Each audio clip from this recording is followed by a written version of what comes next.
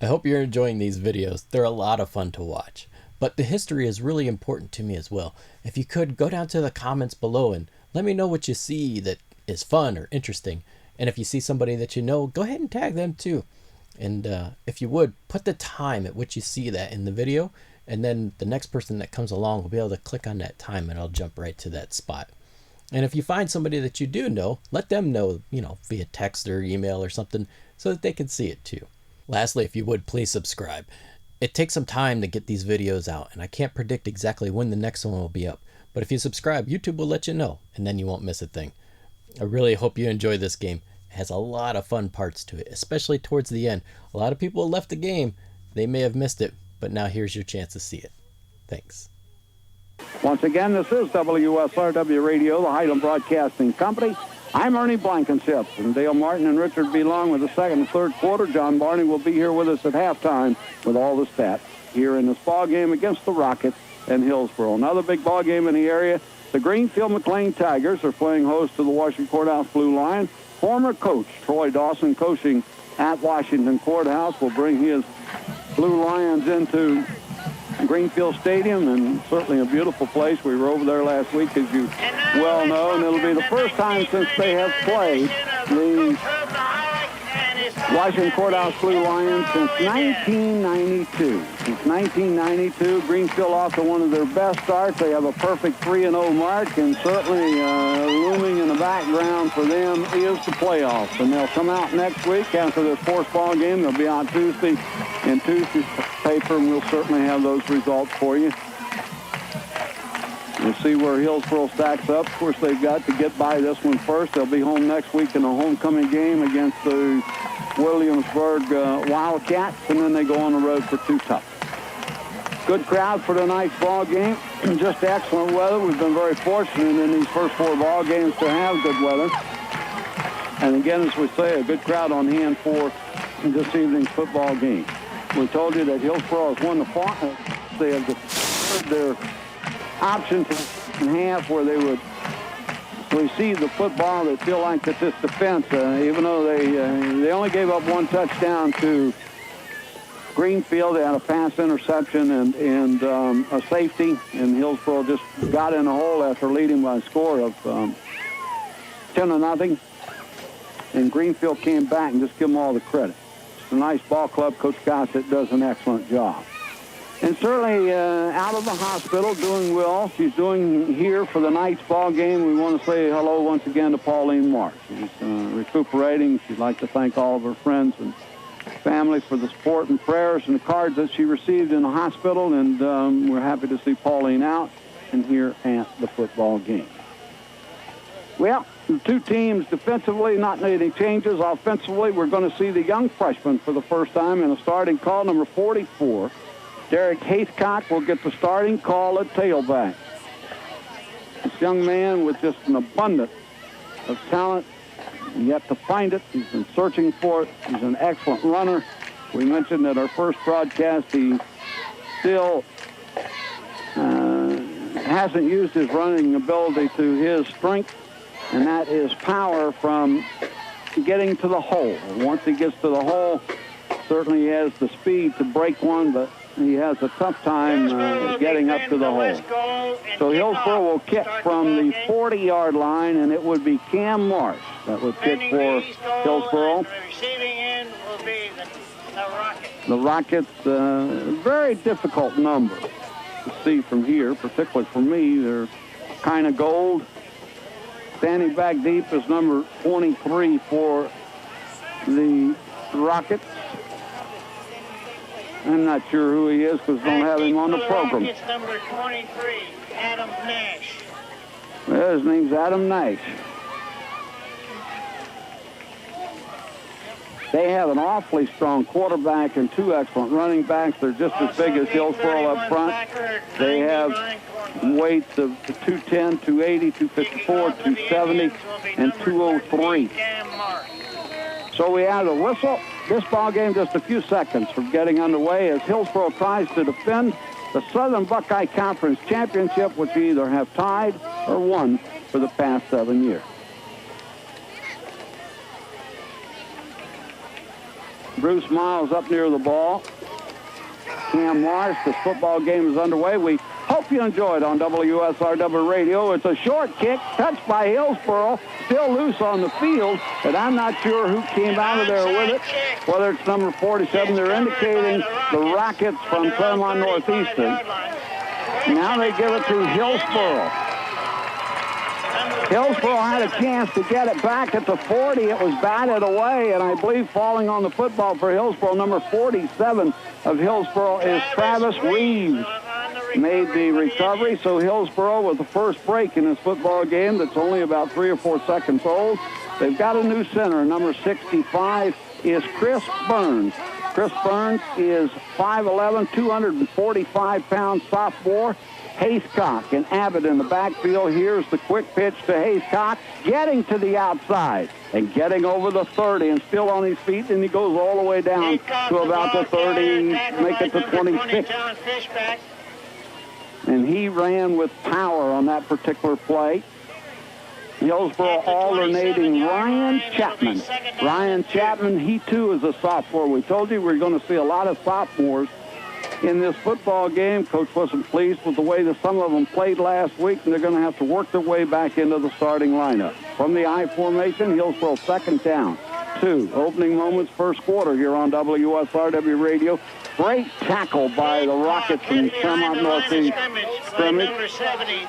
Number 70 for the Rockets is Forrest Rogers. He's 6 foot 280 pounds, 6'3", 280. Hillsboro with a loss on the play of 2 yards. It'll be third down and about 3 with 10 minutes and 56 seconds to be played in the first period. No score, wide to the right side. For Hillsboro is Nathan Swerensen. Cam Marsh rolling to his right, fakes in the line. He's got a receiver in Store. Store down to the 20 and goes out of bounds, maybe the 22-yard line, and that's enough for a first down for Hillsboro. First and 10, so Hillsboro, couple running plays and then a pass play. They're going to mark it closer to the 21, where it will be first and 10 for Hillsboro. Once again, they send wide to the left side is Ryan Chapman. Hillsboro with Haycock and Abbott. I formation, Miles to the right. Cam Marsh, quick pitch to Haycock. He's got some running room. He gets outside at the 10, at the 5, and dives. Well, they're going to mark him out of bounds at about the 3-yard line. Well, we said before, this kid has all kinds of potential. He's yet to use it to his advantage, and certainly in the last 3 times that he has carried the football, he has picked up some yardage. It'll be first and goal, the ball at the 6-yard line. Coming wide to the right, he's probably 25 yards. To the right, to the left, 10 yards out is Miles. Cam Marsh, I formation. Once again, quick pitch to Haycock. Sees a little hole, cuts back inside. Touchdown for the young freshman. So Hillsboro very quickly, 8 plays.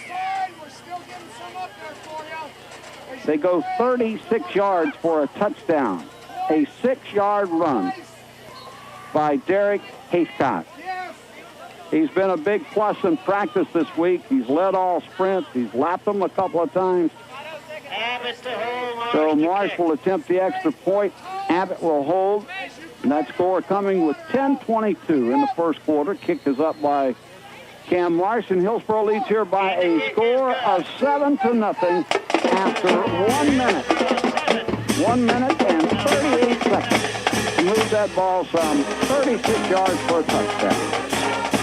You know, folks, after the game, why not stop by and try out the 99-cent super value meal at your local Wendy's location? The best burgers in the business and a whole lot more. That's Wendy's, 900 North High Street, right here in Hillsboro. A portion of the ball game is brought to you by our friends from the Orthopedic Center. The sports medicine specialists of the Highland Orthopedic Center. They have doctors available for appointments on Monday, Tuesday, Friday, and alternating Saturdays.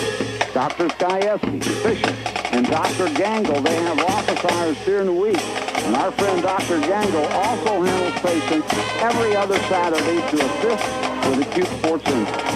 To make an appointment with any one of these physicians, call Highland District Hospital for an appointment at 393-6169. The Highland Orthopedic Center, Drs. Gajewski, Fisher, and Dr. Gaines. WSRW Radio FM, Hillsboro, Ohio. Tonight live from Richard Field here in Hillsboro, where Hillsboro just used 1 minute and 38 seconds to go 37 yards for a touchdown. The freshman getting a starting call tonight. Derek Haycock with a touchdown. The extra point added by Cam Marsh. And here's the approaching whistle. It is Haycock. It is a high, short kick that bounces, still bounces, fumbled, and fallen on at the 24-yard line. So the Rockets will get it for the first time here in this quarter. They're led by number 3, the quarterback. He's a good one. He's been around. He's a senior. He's 6'1", 155 pounds. Is Charlie Souders. Working in the backfield with Souders. You got number 7 on there, Richard? We've got a roster that's missing 6 players.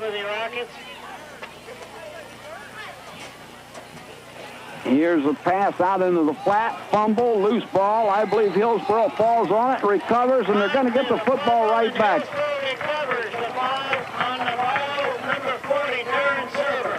We apologize for our roster. We might make a couple of mistakes on some of these young men out there on the field. And the guy that they threw to was number 7. He fumbled the football, so Hillsboro's going to get it back. They'll have it at the 28-yard line. They lead it by a score of 7-0. We played 1 minute and 29 seconds. Here's Cam Marsh, same backfield. Abbott, Haycock.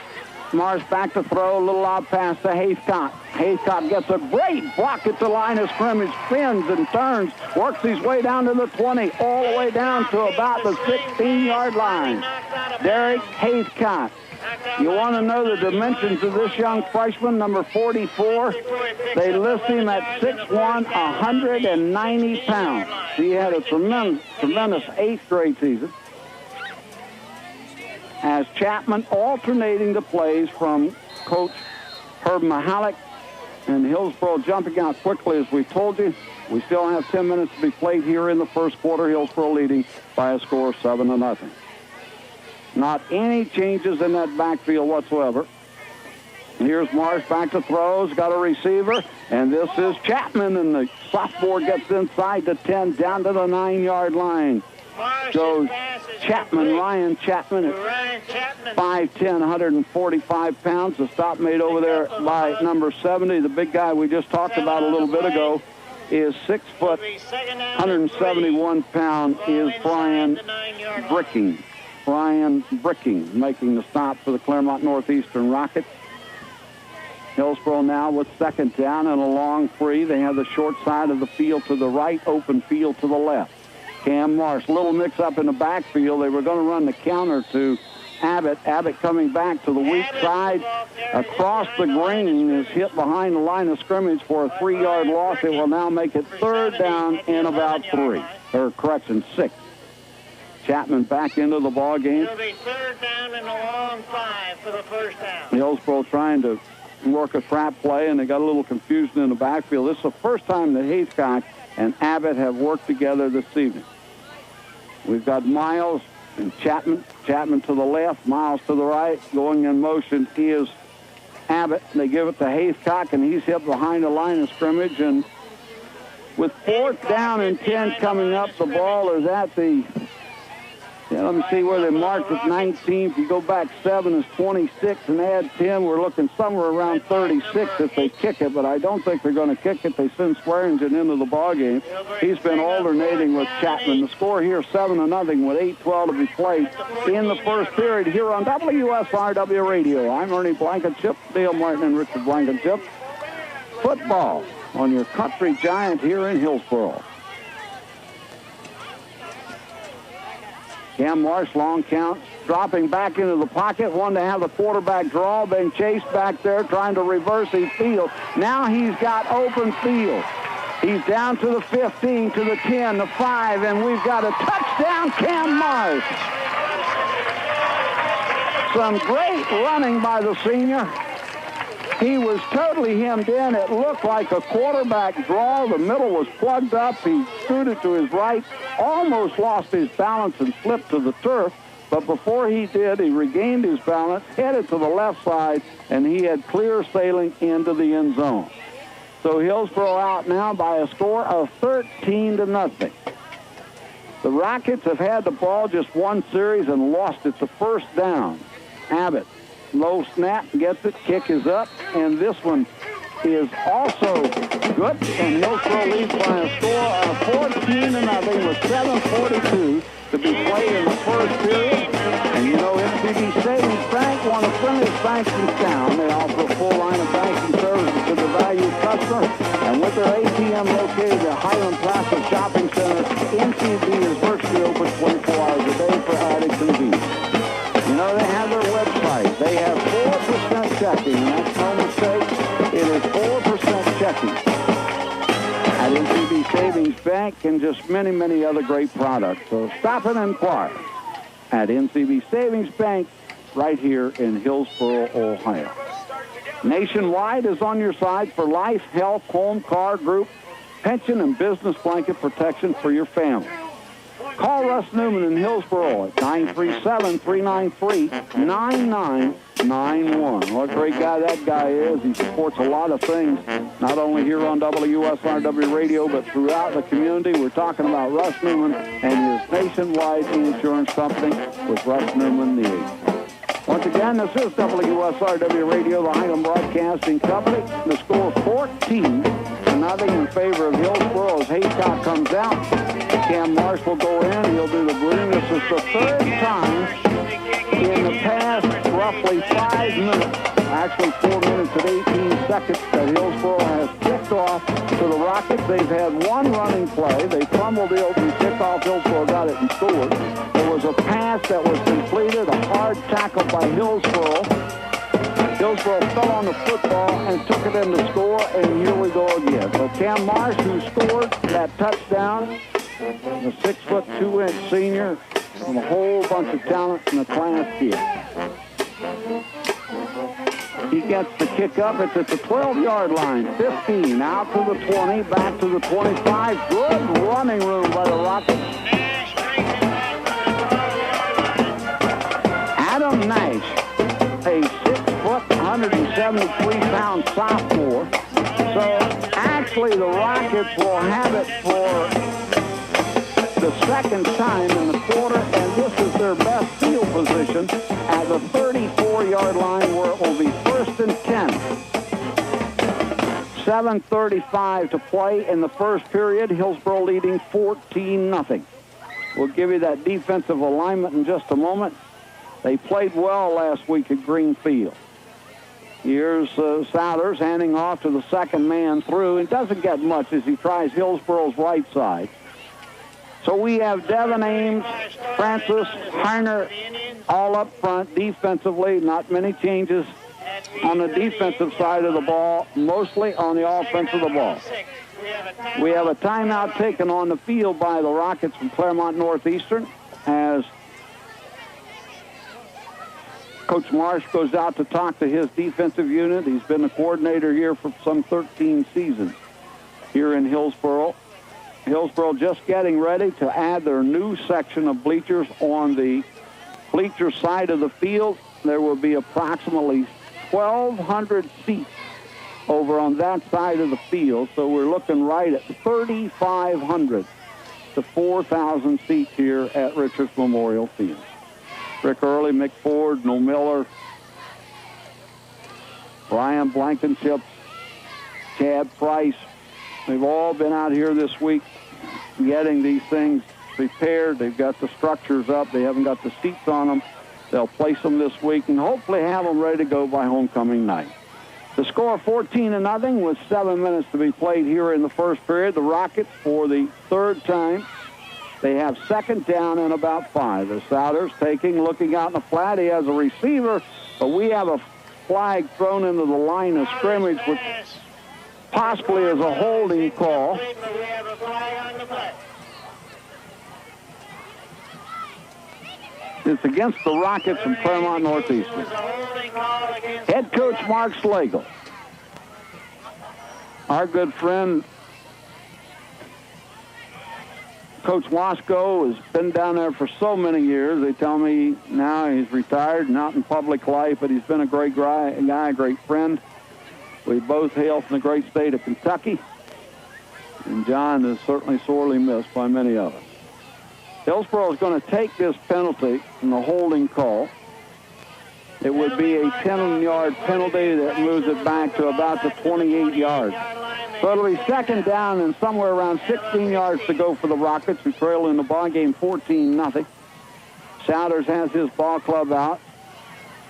The lone setback for the Rockets is Adam Nash. Kind of a wing tee. The Rockets in motion. Here's the counter back to the weak side, and Hillsboro sniffed that play out. Actually, a yard or two loss on the play. David Francis and all a lot of his friends are right there for the stop. So it'll be third down, a loss on the play, some 3-4 yards. We'll call it third down and 20. Third and 20. Hillsboro clad in their red jerseys, white trousers, red helmets. Been on the road for the last couple of weeks, as you well know. They'll be here this Friday and next Friday. In the secondary, they have Miles along with Marsh, who's out on the receiver, and also into the ball game is Tyler Burns. Souders back to throw. He's got a receiver in the flat, and this one is caught, but stopped very quickly by Swearingen. And this is going to bring up fourth down. 29-yard line. Coming out of the backfield is Adam Nash. So Kelch is into the ball game. He will drop back. He, too, just a sophomore for Hillsboro. Basically, right now, this is a relatively young ball club.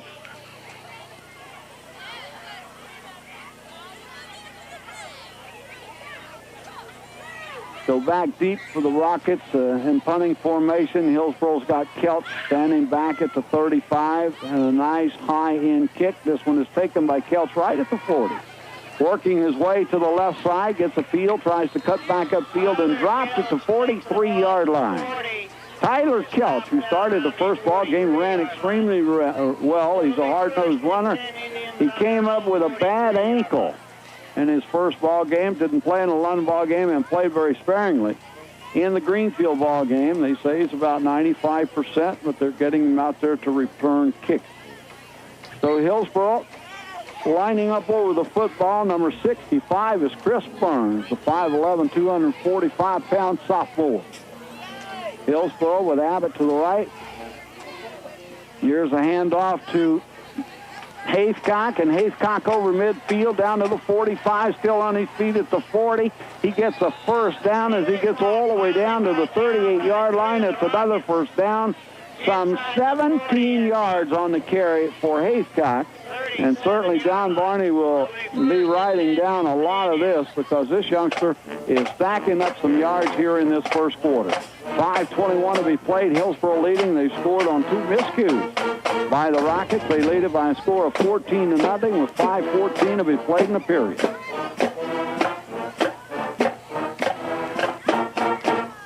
Hillsboro with Chapman and Miles both on the right side of the football.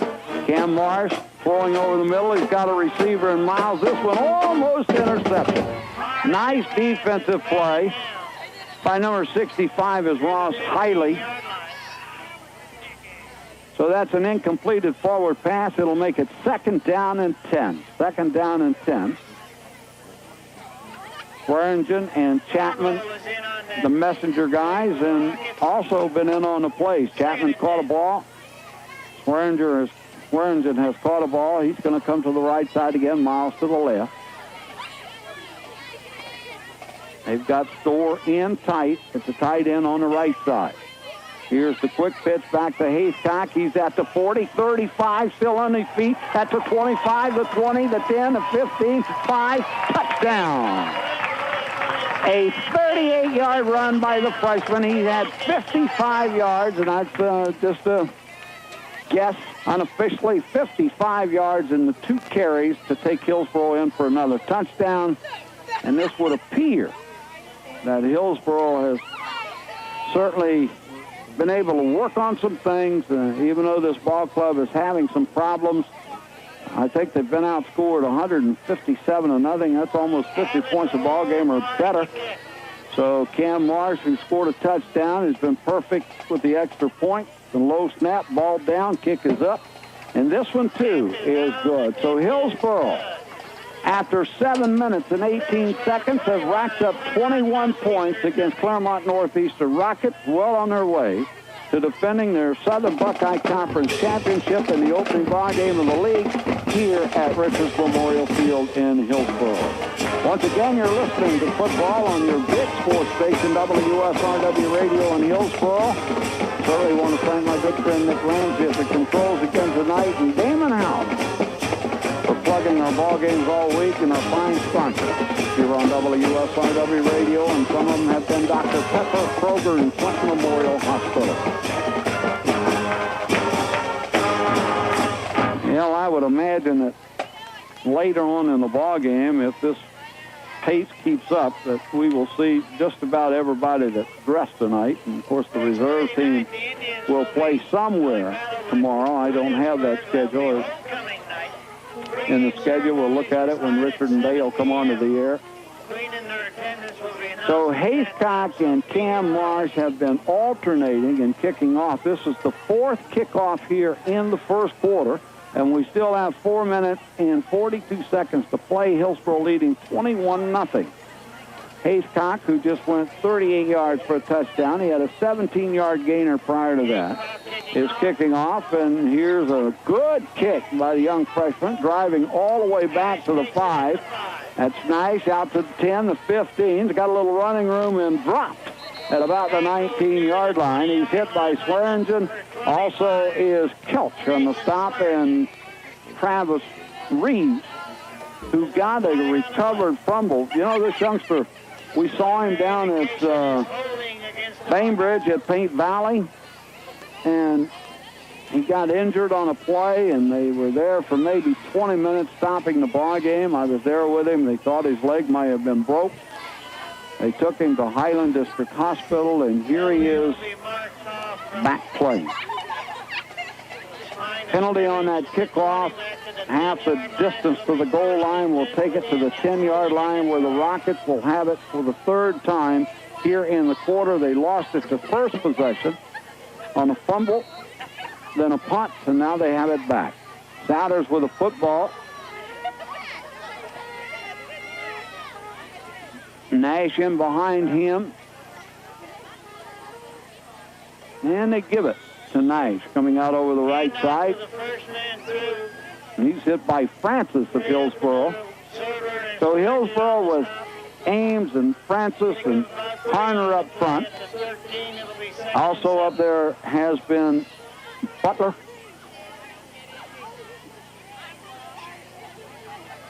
The deep backs have been Burns and Swearinger. The linebackers, of course, are Storr and Abbott, and they're quite a pair. 21-0, Hillsboro. Clock moving here in this first period. And we got a little movement but no flags, and trying to get the runner Souders behind the line of scrimmage, and they do, and it's Francis. David Francis, a 5'9", 180-pound junior. It's a big-time loss all the way back to the 4-yard line, where it will be 3rd down and some 17 yards to go for the first down. So Hillsboro, should they handle the ball properly, will get the football in good position if they can shut the Rockets down here on this play. And Souders going to have to be careful of the safety here. In behind him is Nash. Long count coming in motion, and they hand it off into the line to Nash, and he gets out maybe to the 4 or 5. Good pursuit by Hillsboro, particularly Swearingen.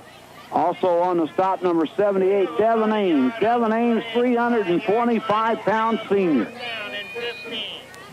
So the Rockets are going to have to boot this one out of their own end zone, and Tyler Kelch once again will fall back for Hillsboro. He's standing at the Rockets' 35-yard line. The score 21-0, and Hillsboro will get the ball back once again here in this quarter. They scored each time they have it. We have a left-handed kicker, good snap, and big rush by Hillsboro, partially blocked into the end zone, and it goes out of bounds. It's going to be a safety. We just talked about that just a few seconds ago. They'll have to be careful of that.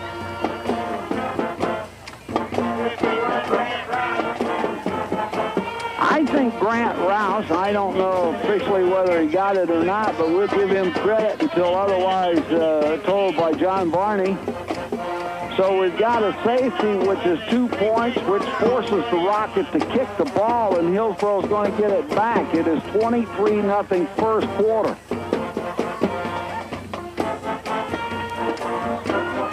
There was a time back, golly, way back, when Varner played and then went on to Miami University. He was just a great running back for the Clermont Northeastern Rockets. They had some great teams, but last few years they have struggled to build a program. I'm not sure. I'm thinking of the only two teams that I can recall, New Richmond and Bethel Tate beat them 6-0. So Hillsboro's been pretty successful. Batavia is an awfully strong football team. We have to go down there in a couple of weeks.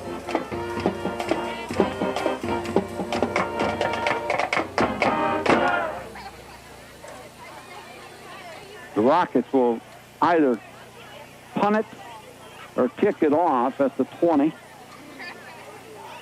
I'm not sure yet whether they're looking for a tee. I tell you, when you're a head coach or any coach of any kind, and you've had scores like this against you, and certainly frustration and trying to get kids to come out, it's going to be obviously a down year for the Rockets. As Hillsboro has rolled up 23 points and possibly more with 2:30 to be played in the quarter. Just a great night for football here at Richards Field. Next week, homecoming night, and we'll be here, WSRW Radio Sports. The rankings will come out, and the computer rankings will come out Tuesday in Tuesday's paper. And then all the eyes will be on it following the next 6 weeks of football. They expanded to 8 teams. 8 teams. You got to have a lot of luck, some help. Of course, Greenfield now will get points every time Hillsboro wins. They'll get points every time Paint Valley wins. We don't give very many points, because we haven't beaten London or Greenfield. So here's a short kick that's going to be taken. The speedster with a football, number 24, Richard Rickman. And Rickman trying to get to the outside, gets to the 50, 45, down to the 39-yard line, maybe the 38-yard line. Goes Rickman. Hillsboro blessed with a lot of young running backs. That's not been one of their problems. They've been beat mostly up front. Cam Marsh will come in to lead the attack for Hillsboro.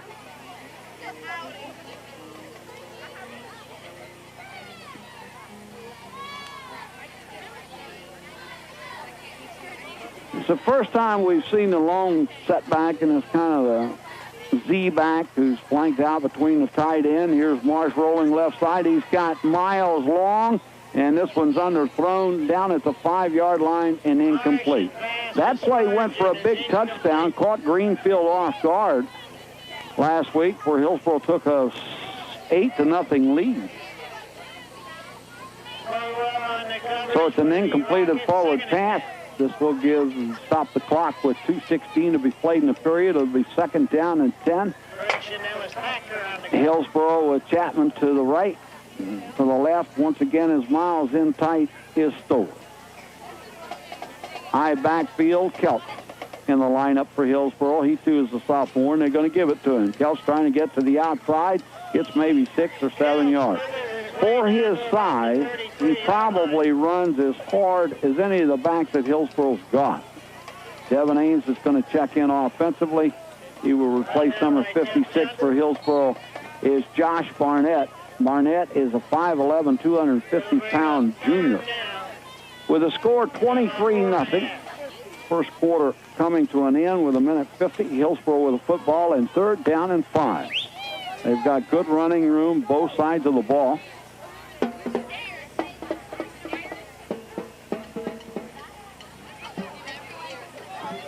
Cam Marsh keeping the football, rolling to the right side, and he's going to be very, very close to a first down. Yeah, this is the kind of ball game with a lead of 23-0. You certainly don't want to take any chances to get a player like Cam Marsh to get hurt.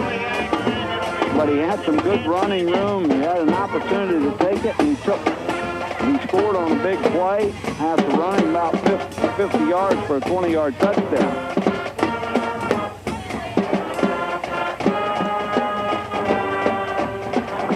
Hillsboro 1st and 10 after that first down by Cam Marsh. The Rockets doing some shifting at the line of scrimmage. They got their linebackers up close. There's a little flare pass into the middle. With it is Miles. Miles to the outside. He's to the 10, the 5. Touchdown, Bruce Miles. Oh, boy. Little slant pass over the middle, and he did the rest. That'll move the score out to, I'm thinking 29. And once again, Cam Marsh will try to stay perfect with the extra point. It'll be Abbott that will hold the football for Cam. Abbott to hold, Marsh to kick. The Rockets with everybody up at the line of scrimmage. Here's the snap. Kick is up, and this one is off to the left.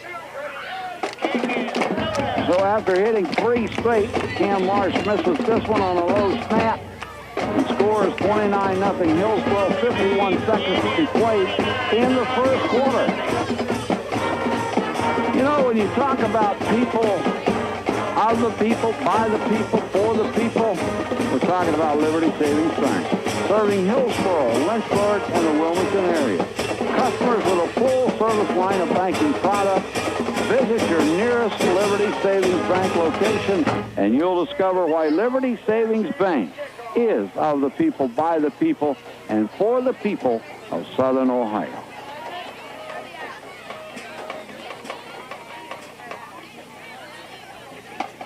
I want to take this opportunity to thank Steve Haig and Haig Motors, Janet and Bill Butler of the Union Stockyards. Some of the merchants taking turns today. It was those two people that fed the football team and the cheerleaders. They have a ritual of eating every Friday at 3 o'clock. And we've had some very gracious merchants that have taken this on. It's been a different one each week, and I personally like to thank them. Brenda down in Cherry Fork, I hope you're listening to the game tonight, kiddo. Here's a high, short kick, and this one is going to be taken at the 25, out at the 30, and 35 goes nice and trying to go down the sideline, and knocking him out of bounds by number 44 is Derek Haithcock. At the 36-yard line. I would expect this youngster is going to be about 6'3", maybe 210. As he continues to grow, he can play both ways. He's improving every week, and that's what he has to do to be an effective player to help this ball club. So the Rockets with a football, and this time they've got a new look. It's a power I. The blocking back up front near the fullback. Scouters will take and give it to his second back through, which again is nice, and nice is not going to get very much. Getting up off the line of scrimmage for Hillsboro is Miles, who just caught a touchdown pass for Hillsboro. They give him one on the play. It'll be 2nd down and 9. 2nd down and 9, 24 seconds to be played here in this first quarter. WSRW Radio Hillsboro, Ernie Blankenship, Dale Martin, and Richard Blankenship. We have football on your country giant in Hillsboro, WSRW Radio. Souders, what could be the last play of the quarter. Once again, handing off into the backfield, but nothing doing. Coming straight from his defensive tackle spot is Brian Butler, a 6 foot, 190-pound senior. For another loss on the play, will make it 3rd down and 16 when we get set to start the second quarter here on WSRW Radio. So after 1 quarter of play here at Richards Field, Hillsboro opening up in his first period, very explosive. They lead it by a score of 29-0 after 1 quarter of play. And once again, we'd like to take this opportunity to recognize Dr. Pepper, Kroger, the Clinton Memorial Hospital, our friends from Liberty Savings Bank, the Sports Medicine Center, Merchants National Bank, along with Nationwide Insurance, NCD Savings Bank, Lindy's, and the Highland Orthopedic Center with Dr. Skayeski, Fisher, and Dr. Gangle. We'll have more as the ball game goes on. The score 29-0. When play is resumed, the Rockets will have the ball 3rd down and some 15 yards to go for the 1st down. So here to bring you the second quarter play is Richard Blankenship and Dale Martin. Thank you. And here in this first quarter, after watching Hillsboro defensively, we had some tremendous blocks. I say tremendous blocks on the one that Marsh took off around the end.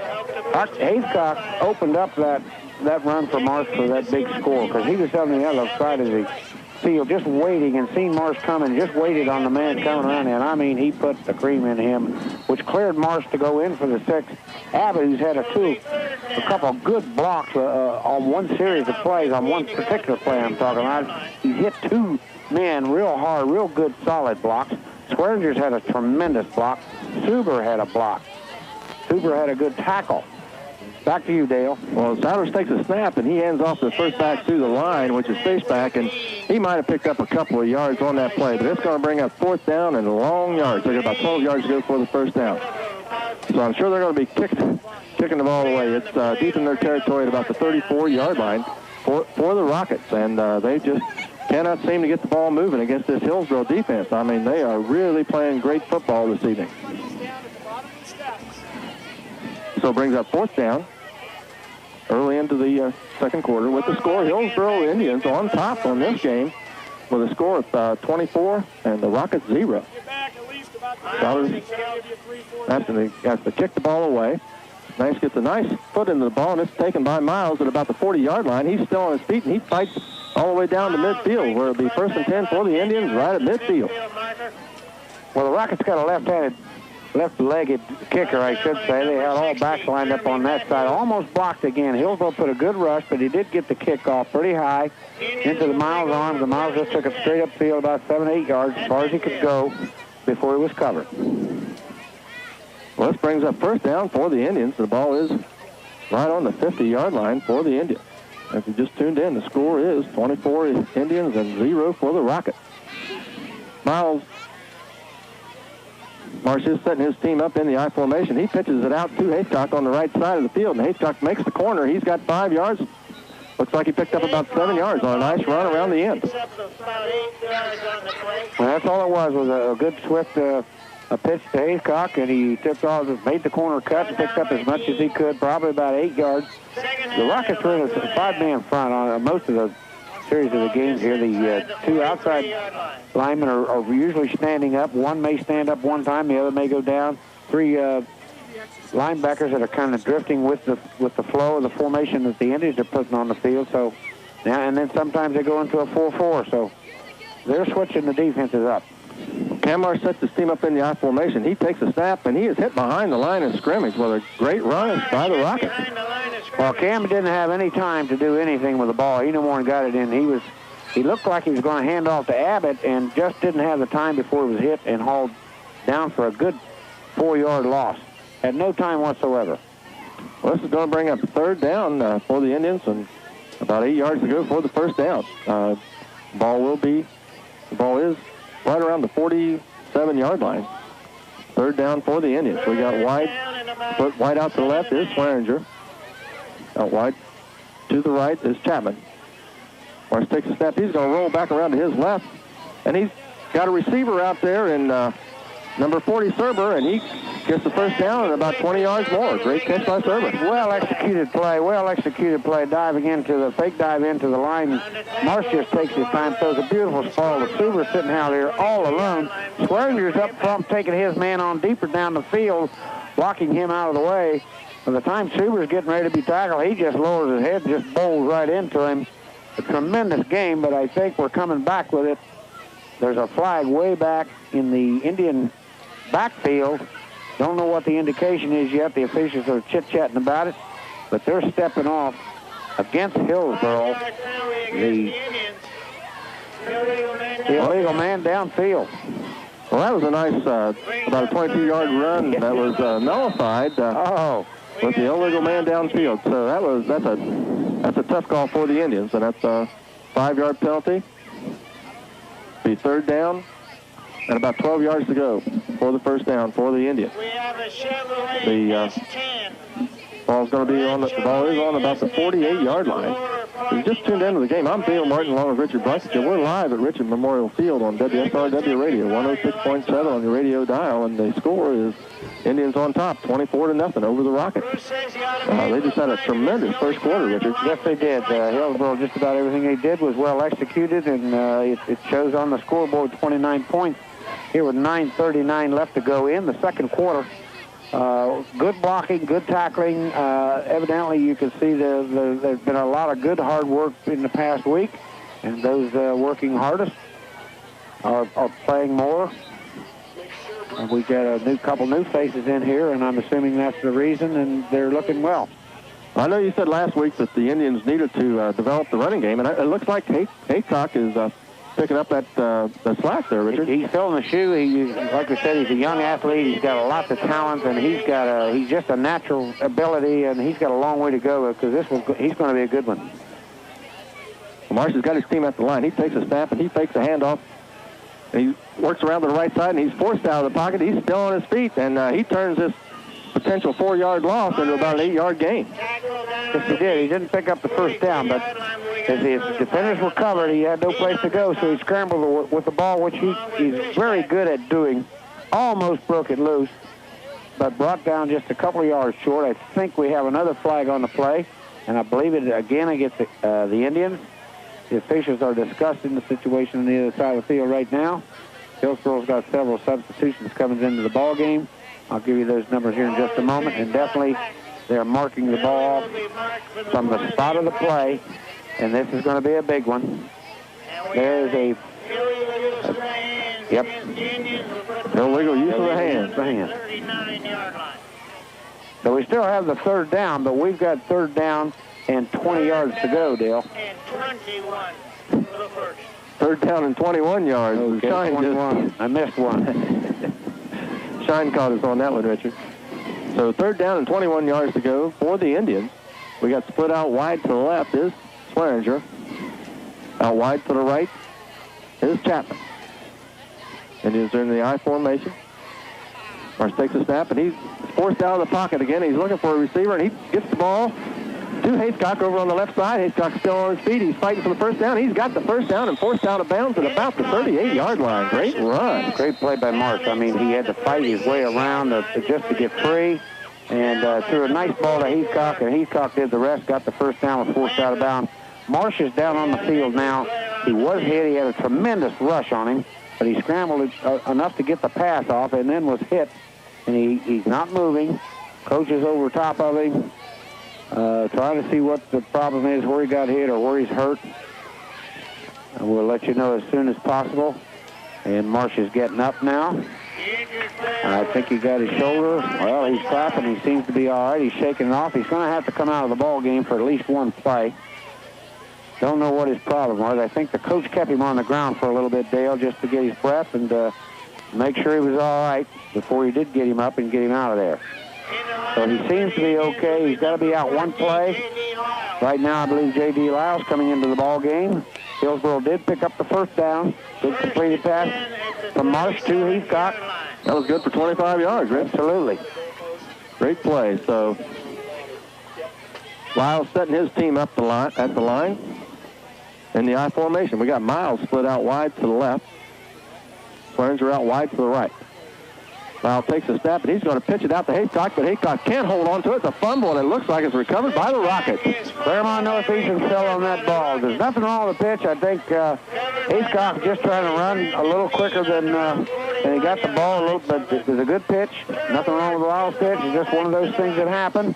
Nobody seen the ball laying on the ground, and Clermont Northeastern came up and fell on it, so they're going to take that first down and turn around to go the other way. So Hillsboro, 29 points in the first period.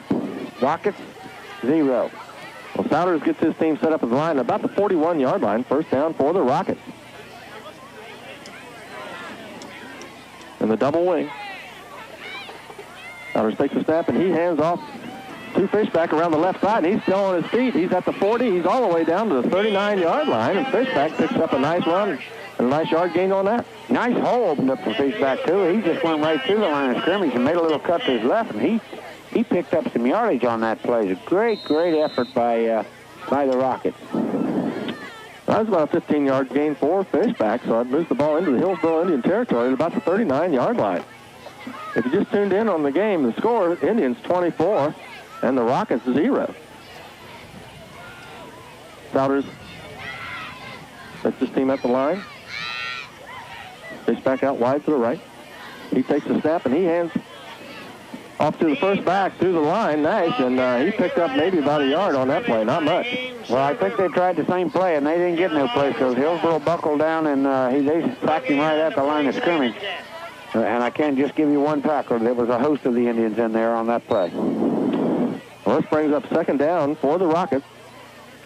And the ball is at the 39-yard line. We got about 7 minutes and 54 seconds left on the clock. And again, if you just tuned in, Hillsboro's on top, 24-0 over the Clermont Northeastern Rockets.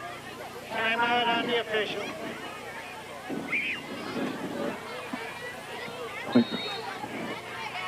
Richard just corrected me. We got some lights out on the clock up there, and he says it's 29. We just picked up a few points on that last call. We went through that over Greenfield. Well, we got a snap by Souders, and he's got a receiver over on the left side. It looks like they might have picked up the first down, and it looked like Nash was the receiver on the left side, and they got the first down against the Indians. Yeah, they did. They had a nice little fake play dive into the line of scrimmage. The quarterback just took 2 steps back and hit the flare man out to the right, and he just ran across that line and picked up that first down. So the ball's on the 26-yard line in the Hillsboro Indian territory. First down for the Rockets.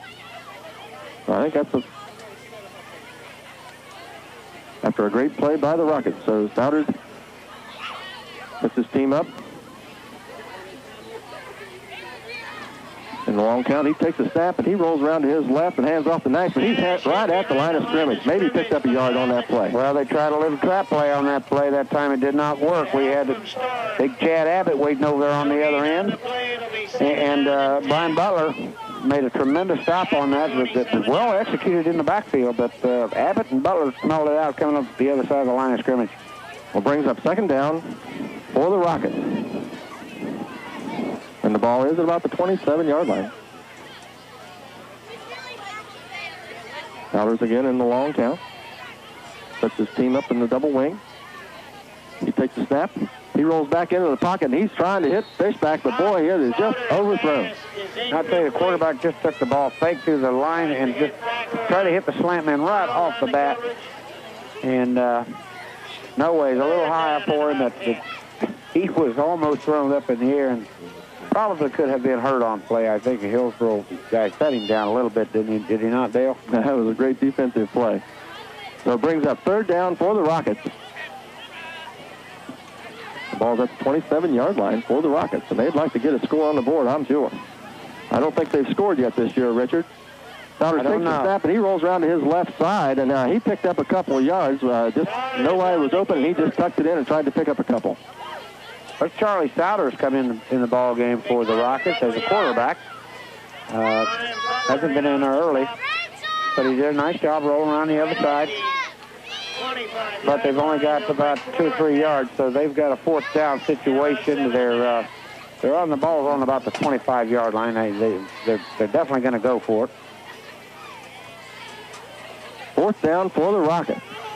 As Richard indicated, the Rockets are going to go for it on 4th down. They got about 6 yards to go for the first down. Sowers takes a step. He falls deep into the pocket. He's looking for a receiver, and it is intercepted. Looks like Kurt Storer intercepted that ball at about the 15-yard line. Good drop back by the quarterback, Souter, but he tried to hit his end slightly in over the middle, and he threw it low, and there was Storer down there to pick it off. They lost yardage on the play, but the Hillsboro gained possession of the ball, and that's what it's about here with 5:34 left in the second period. Hillsboro up 29 points. Rockets have nothing thus far. This has probably been the best drive that they've had against Hillsboro all night tonight, and probably will be the best so far. Well, we got Clarendon split out wide to the left. We got the Indians in the I formation. Mars takes a step, and he hands off to Kelch around the left side, and Kelch is going to pick up about 7 or 8 yards. Great run by Kelch. Yeah, he zigged in and brought he set his own block up, and then he just cut outside the cornerback there and picked up another good 5 or 6 yards. Nice little run by Kelch. He's quick, and he can cut on a sharp dime, I'm telling you. Well, it brings up second down for the Indians, and the ball is at about the 34-yard line for the Indians. They got second and short. They got about a yard to go for the first down for the Indians. Out wide to the left is Miles, and they're going to set up in the I formation. Marsh in the long count. He takes a snap, and he's going to hand off to the first back through the line, which is Kelch again. He's got the first down. He's midfield. He's at the 40. He's going to be knocked out of bounds at about the 27-yard line. Great run by Kelch, but we got a flag in the backfield. But, yes, it was a great run. A lot of good efforts by Mr. Kelch. Big Ryan Cornwell was the defender that brought him down, but we have a flag way back, and it looked like it was in Hillsboro backline. I think a preliminary indication of holding against the Indians. That's only a preliminary indication now, and they will step it back. And we've had several big plays like that called back thus far tonight, and this is only the second quarter. 4:41 to go in the second period. 29 points for Hillsboro and 0 for the Rockets of Clermont Northeastern. Well, that was about a 26-yard run by Kelch, which was nullified, as Richard just indicating, by holding call against the Indians. So instead of second and short, we've got second and about 15, Richard. Maybe 16. Looks like, yeah, that's what it is, 16. It could be 16-yard line, or 16 yards to go for the second down. Looks like the ball is just right at the 19-yard line for the Indians. Mars takes a snap, falls straight back into the pocket. He's looking for a receiver, and Miles catches the ball at about the 50-yard line. He's still on his feet. He's at the 30, the 20, 10, and he's just going to trot in for an easy Hillsboro score. Great catch by Miles. I've seen some beautiful passes thrown and some excellent catchers and what have you. But Marsh took that ball back, and very easy. He's got no effort on the ball at all, but it sails a mile a minute. But Miles is the one I'm telling you. He reached out. The ball was just at his fingertips. I don't think the ball could have been any higher. And Miles kept the ball and stayed on the dead run and never lost a stride. And just, beautiful play. I hope that was on film. As Richard said, that was a beautiful pass play and just a great play for the Indians, and that was good for about 60, 70 yards, Richard. That was just a great pass play. We got another flag right before the ball is even snapped. I don't know. It may be equipment. No, it's against Hillsboro. I'm not sure what the call was, but it was at the line of scrimmage. The officials were way out to the side and just threw it. I'm not sure yet. Well, if you just tuned in, the score for the Indians is 35 and the Rockets 0 after just a great pass from Marsh to Miles. We got the snap, and we've got a dropped snap, and we got Marsh picking the ball up, and then he passes the ball to the end zone, and it is caught by Turner for the extra 2-point conversion. Hey, what? It all happened on that particular play. First of all, Hillsboro was lined up in the neutral zone. They got the 5-yard penalty. They lined up for the extra point again. The ball was not handled. It was high and couldn't handle it. It fell back into Marsh's hand. He took off scrambling around the left end. Here comes Suber through the line. he knew that he was the hot man, meaning he had to get out for the pass because the fumble had been snapped. And, of course, he was wide open. We had a 2 more points for conversion for the Indians. So that worked out fairly well. So instead of 29, we have I'm thinking that's 37 here in the second quarter with 4:14 to go. This game is being brought to you by WSRW Hillsboro, here in Hillsboro, at Richards Memorial Field. Well, I tell you what, Richard, this is a different-looking team. I mean, after that heartbreaker last week, 17-15 lost to Greenfield over that intercepted pass real close to the end zone, and then the blocked punt, and that was just a real heartbreaker over there that night. Yeah, there were several key plays to that ball game, and yeah, you're right. It was a heartbreaker, and it was a bad one to lose. But Greenfield played tough, and they wanted maybe a little more. I don't know, but congratulations to them. They beat a fine football team, and I hope they can go on. So Hillsboro's going to get a few points with a win, but like Ernie said earlier, Greenfield's going to get all of Paint Valley's points. They're going to get all of Hillsboro's points, and I hope they do well with it. Well, I'm sure Greenfield would like to make the playoffs. That would be exciting for them. Wouldn't that be something if we could meet them in there? Oh my gosh, that'd be a great rivalry right there, wouldn't it? Yeah, that'd be wonderful. Hitchcock getting ready to kick the ball for the Indians. He gets a nice end-over-end kick all the way down. It's taken about the 5-yard line. We're Fishback, and it's a reverse by the Rockets, and he's still on his feet. He's back up to the 15, and he's going to be pulled down at about the 16-yard line on that reverse play. That was a nice, well-executed reverse for the Rockets. Missed a couple of tackles, but old Suber's over there. He got a hold of his shirt and wasn't going to let go and took him down about the 15-yard line of the Rockets. So they're deep in their own territory again with 4 minutes and 2 seconds left to go here in the second period. So they've got a little work cut out for them, and they seem to be improving every game. Hillsboro's playing a little better. They've got a lot of different numbers in the ball game, getting some experience tonight. So it's equaling out for both sides. Well, Souders is setting his team up at the line. First down for the Rockets at about the 16-yard line. Souders sends Fishback in motion. He has the dash. He's the first man through the line of scrimmage. Maybe picked up a couple yards on that play. Simple drive through right straight through the middle of the line for Fishback and the quarterback. And he, like you said, Dale said, is about a 2-yard pickup. 3 or 4 Indians come up off the tackle. Doing much better than they did tonight. They're hitting and they're holding on as opposed to last week. They had a lot of open field tackles. I'm sure they worked on that this week. Brings up second down. They've got about 6 yards to go. The Rockets do for the first down. Souders in the long count. Sends Nash in motion, and he falls straight back into the pocket, and he is hit by a host of Indians for about a 7 or 8 yard loss. Well, there's Chad Abbott, there's Swearingen, and there's another one. And is that Doug? There's 3 of them that was in on him for a big loss. No, I'm sorry, make a correction. That was Storr.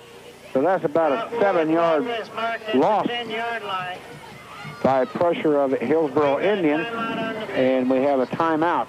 So a great pursuit by the Indians for the loss on that play with 3 minutes to go, 3 minutes 9 seconds. Hillsboro 37, and New Clermont Northeastern nothing here in the second quarter.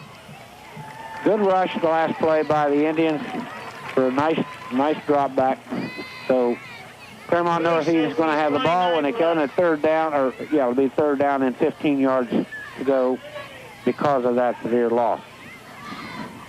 Yeah, that was about a 5 or 6 yard loss there for the Rockets. And as we were talking earlier, I'm sure. I'm sure Clermont Northeastern Rockets. They've haven't won a game. I'm sure, and I'm not sure that they've scored yet this year, Richard? I don't know that, Dale. I can't answer the question honestly, as this is the first I've seen of Clermont Northeastern. I've personally been so busy this week myself, I didn't get a look at anything. Well, third down for the Rockets, and they've got a long 16 to go for the first down.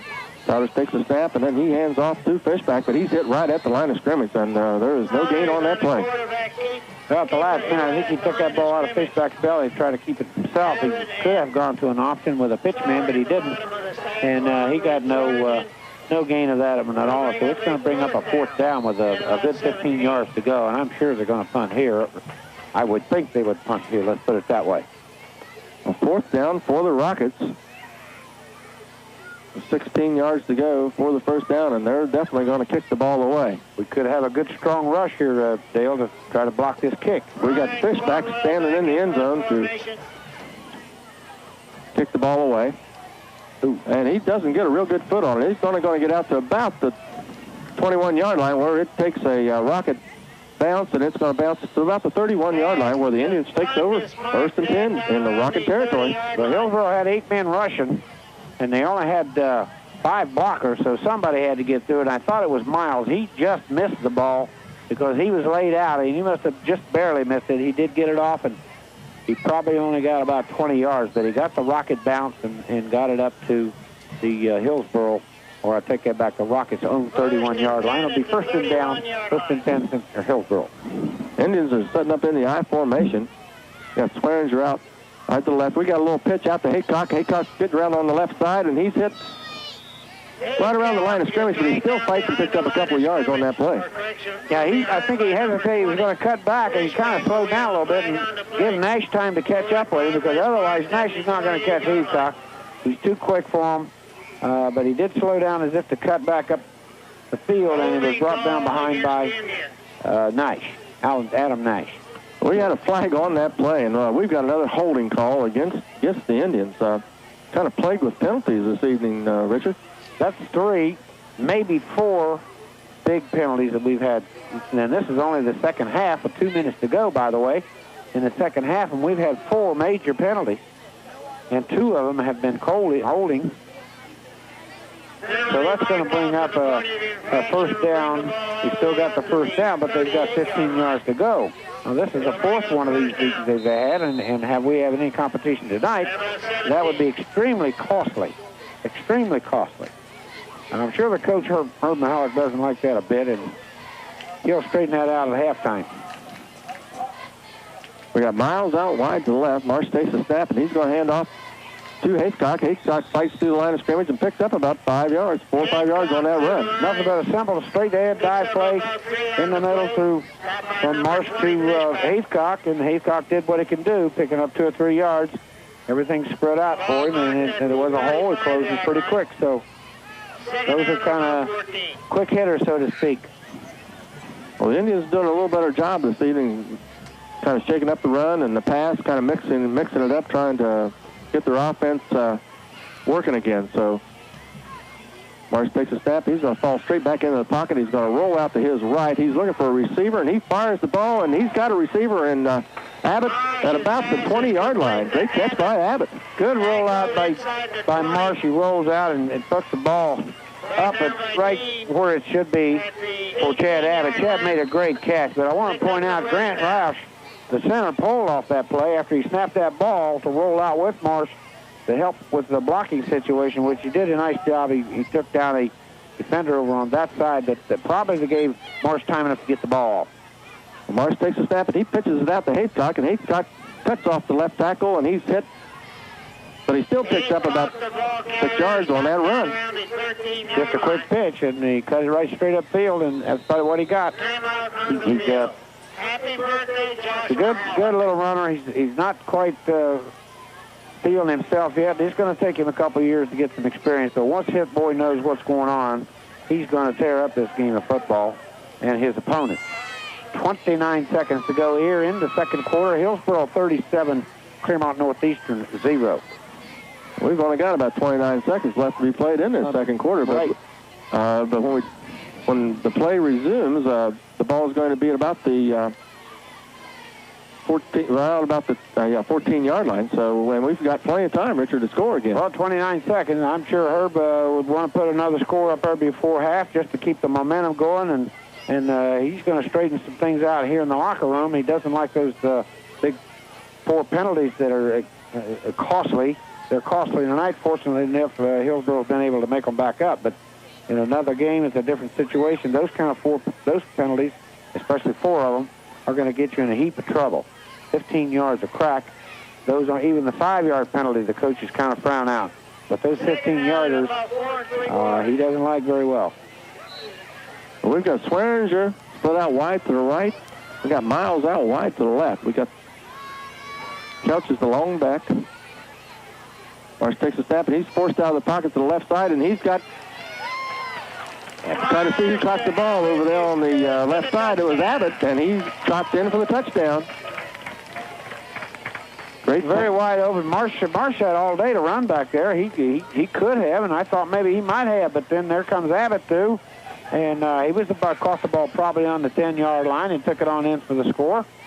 It was a good Chad Abbott's playing one tremendous ball game tonight, both on offensive and defensive side of the ball, as are several other guys. And I don't want, when I say Marsh is throwing that ball, I don't mean to mind the line, because I'll get back to you.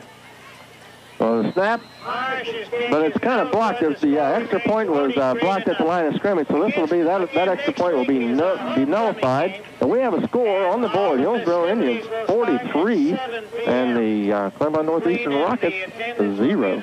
It's a big difference from last week. What I meant to say, Marsh has got time to throw some of these good balls, and I'll tell you what, the line is doing a tremendous job up in front of him tonight. And right now, in that series of plays, Devin Ames is in there.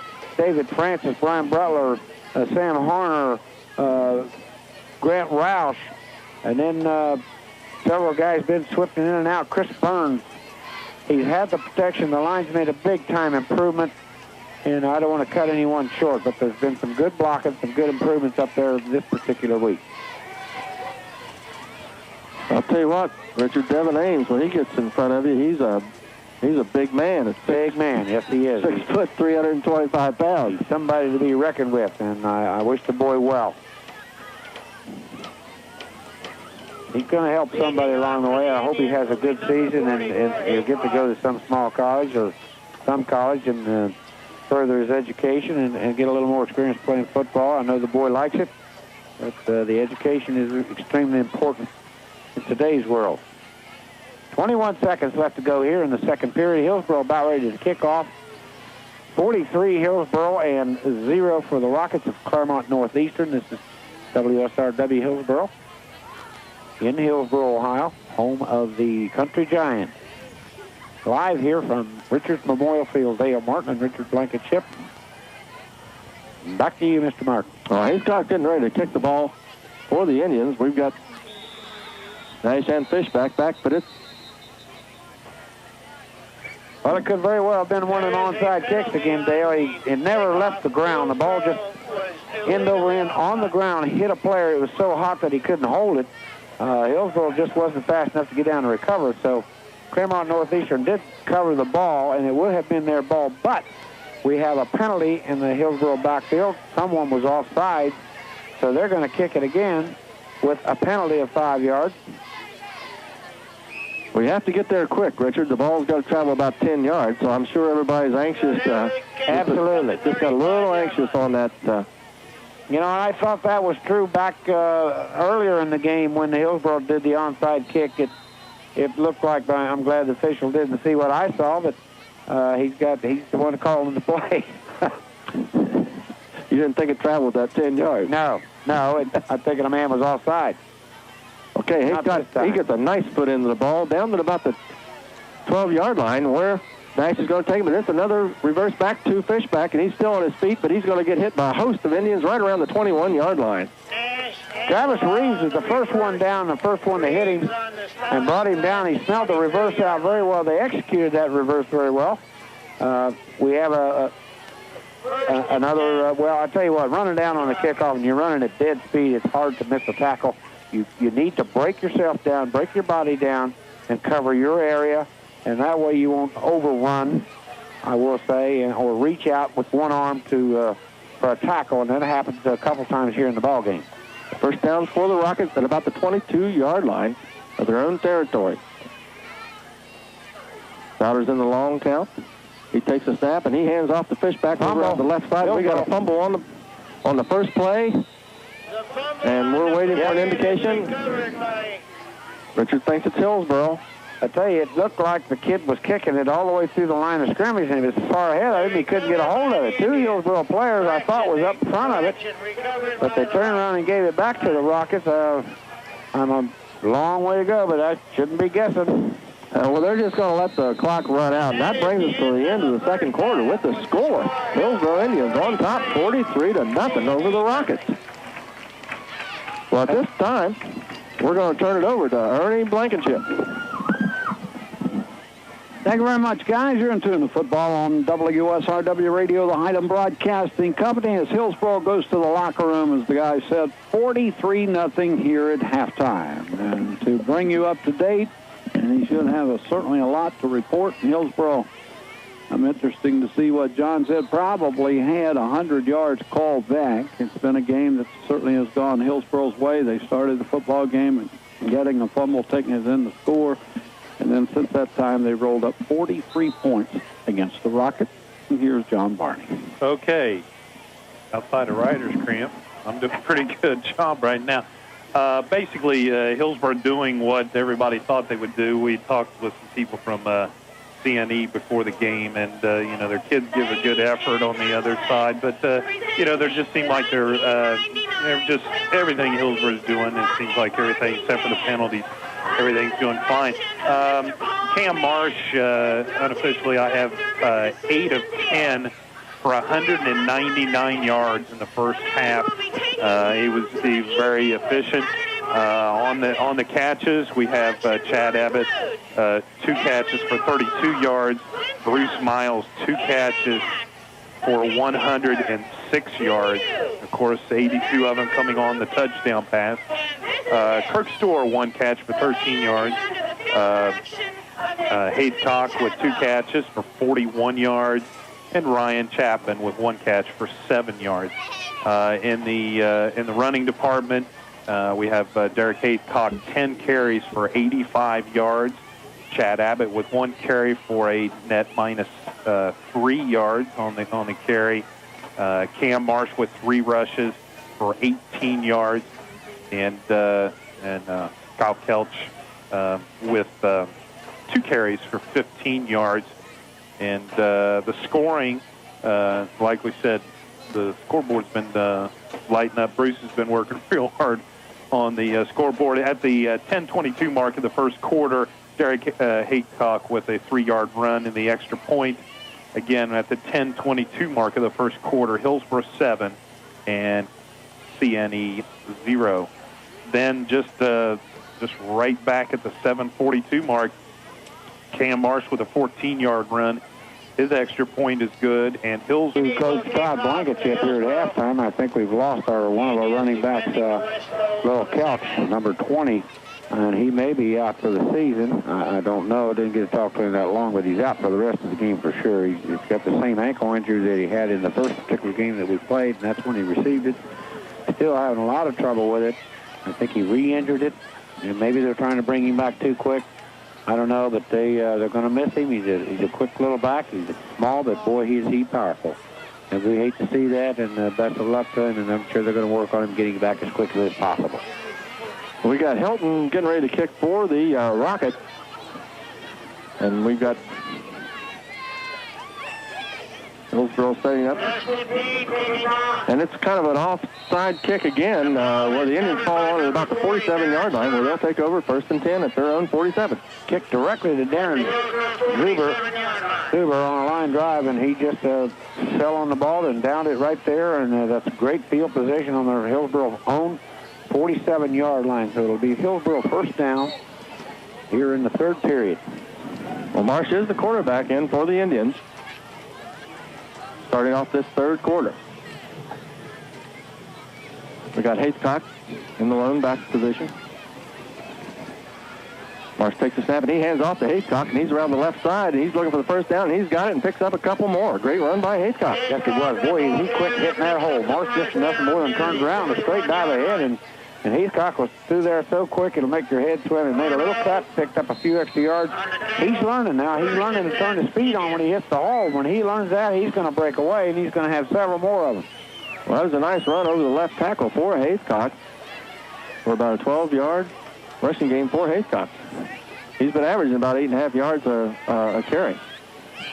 So Marsh takes a snap, and he hands off to Haycock again. He's around the left side, and he's looking for the first down again. He's got the first down. He's still on his feet, and he's at the 20, the 5, 10, and he's got a touchdown. Oh, I'll tell you what, he really tight walked that sideline that last 20 yards. I mean, he was kind of leaning, swinging the arm, but he stayed in bounds for the score. A great run, and he is quick, and he's learning every play that he plays this ball game. He's got the speed when he knows when and how to turn it on, and geez, there's nobody going to catch him. He's going to be a terrific back for the upcoming years. We had one defender at about the 15-yard line. Looked like he just almost knocked him out of bounds, but Haycock kept his feet and took it on in for the Hillsboro score. Great run by Haycock. So Marsh setting up to kick the extra point for the Indians. Snap, kick, it's up, and it is indicated good. Well, it looked like one of them drop balls. It took off and it just dropped straight down just enough to get over the goalpost, but it was good for the point for, I think that scoreboard reads 49. Is that correct? We have a flag on that particular play, by the way, and I think it was nullified against Clermont Northeastern. The officials are talking together, but Clermont Northeastern is walking over to the coach's sideline instead of the Indians. So I think they're going to nullify that play against Clermont Northeastern and give Hillsboro the extra point. I don't know if they put that on the scoreboard. There are several lights out. Officials are walking this way now. But they're not making any indication. I don't know what they're doing here. Marsh is going out to see the official. He's talking to him and see if he wants to, I think, nullify that. And now he's going to step back and make the indication of the call, which is a personal foul against Clermont Northeastern. It was nullified, so the point counts. It's a personal foul against Clermont Northeastern. So we have on the scoreboard Hillsboro 50, Clermont Northeastern 0. Well, Richard, that score took about a minute off the clock after a couple of great runs by Haycock. Well, I'll tell you, like I said earlier, he's got a lot of potential, and he's going or could be a great athlete. Here is a freshman. He's already scored 3 touchdowns tonight, and that's just we're just in the early part of the season. It seems like each game he learns a little more. He gets a little more experiences, and he learns when to turn that speed on and when to cut and where to cut to, and he's going to be a good one. We got Fishback back, and Fishback takes the ball at about the 10-yard line. He fights his way to the 30. He's still on his feet. He's at the 40. He's still on his feet. He's past midfield. He's drugged down at about the 47-yard line of the Indians. Well, you had Swearinger was the first man that hit him to trip him up. Richard Rickman had a hold of his shirt, and he probably drug him about 10 yards, but he wouldn't let go of that shirt. And there was a couple more innings that caught up with the tackle. Those two were in there on the first hit. Almost broke her loose for 6 points for Clermont Northeastern, but Hillsboro finally brought him down. Well, Fishback, he's 6'2", 232 pounds, but he's got a lot of speed. Yes, he has for a big boy his size. Crowder's got his team at the line. Sends Nash in motion. He hands off to Fishback, and Fishback just gets stacked up right at the line of scrimmage. There'll be no gain on that play. Well, I'll tell you, there's 77. There's Abbott, there's Francis, there's Butler. That whole left side of that line's coming up off the ground. Suber was over there. Zug was over there. There's a whole host of them that hit him. In the meantime, as the quarterback handed the ball off, there was Marsh in there and dropped the quarterback down on the ground, who had no ball in his hand, but he hit him anyway. Brings up second down for the Rockets. The ball's in the Indian territory at about the 46-yard line. We've still got about 10 minutes left on the clock to be played in the third quarter. With the score, Hillsboro Indians 50 and Clermont Northeastern 0. Alders takes a snap, and he hands off to Fishback again, and Fishback's going to pick up about 3 or 4 yards on that carry. There's a single tackle in there by Mr. Storr. He did a nice job holding on to big old Fishback. Kurt Storr wrapped him up and probably fell about a couple yards momentum, but he did the solo tackle by himself. Great tackle by Kurt Storr. Brings up third down. He's got about 4 yards to go for the first down for the Rockets. Souders again in the long count.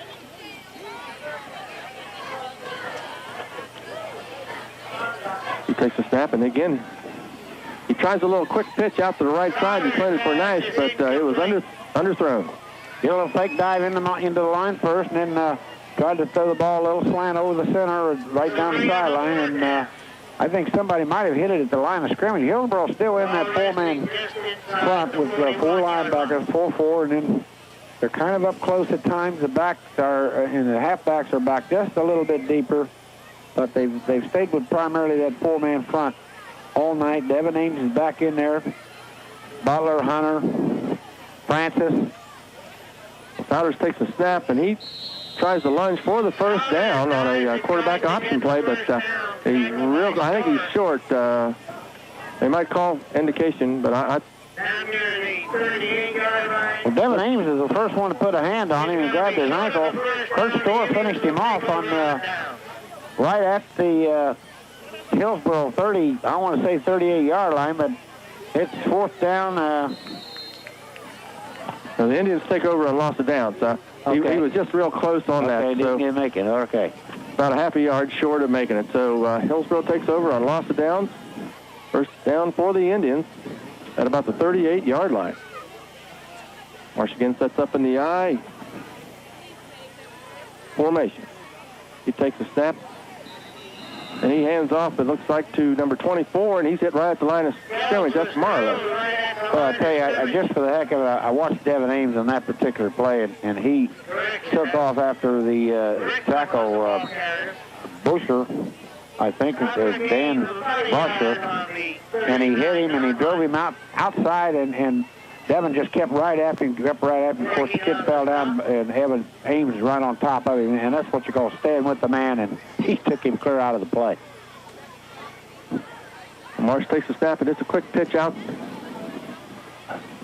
to Rickman, and Rickman gets back to the line of scrimmage and picks up about 2 or 3 yards on that play. Nice little dive play by Rickman, and nothing he can do on that. But again, I watched Devin Ames play, and he probably hit 3 men on that particular play, 3 different men on that particular play, and did a tremendous job. Devin Ames, he was going after somebody. Well, Richard Rickman, he's 5'7" and 145 pounds, and he's showing a little bit of speed. Picked up about 4 or 5 yards on that last carry. It'll be third down for the Indians, and the ball will be in play at about the 44-yard line for the Indians with about 5 yards to go for the first down. An injury on the field, Clermont Northeastern, and I can't kept the number yet. The Hillsboro doctor went out immediately, leaning over the ball player, and he's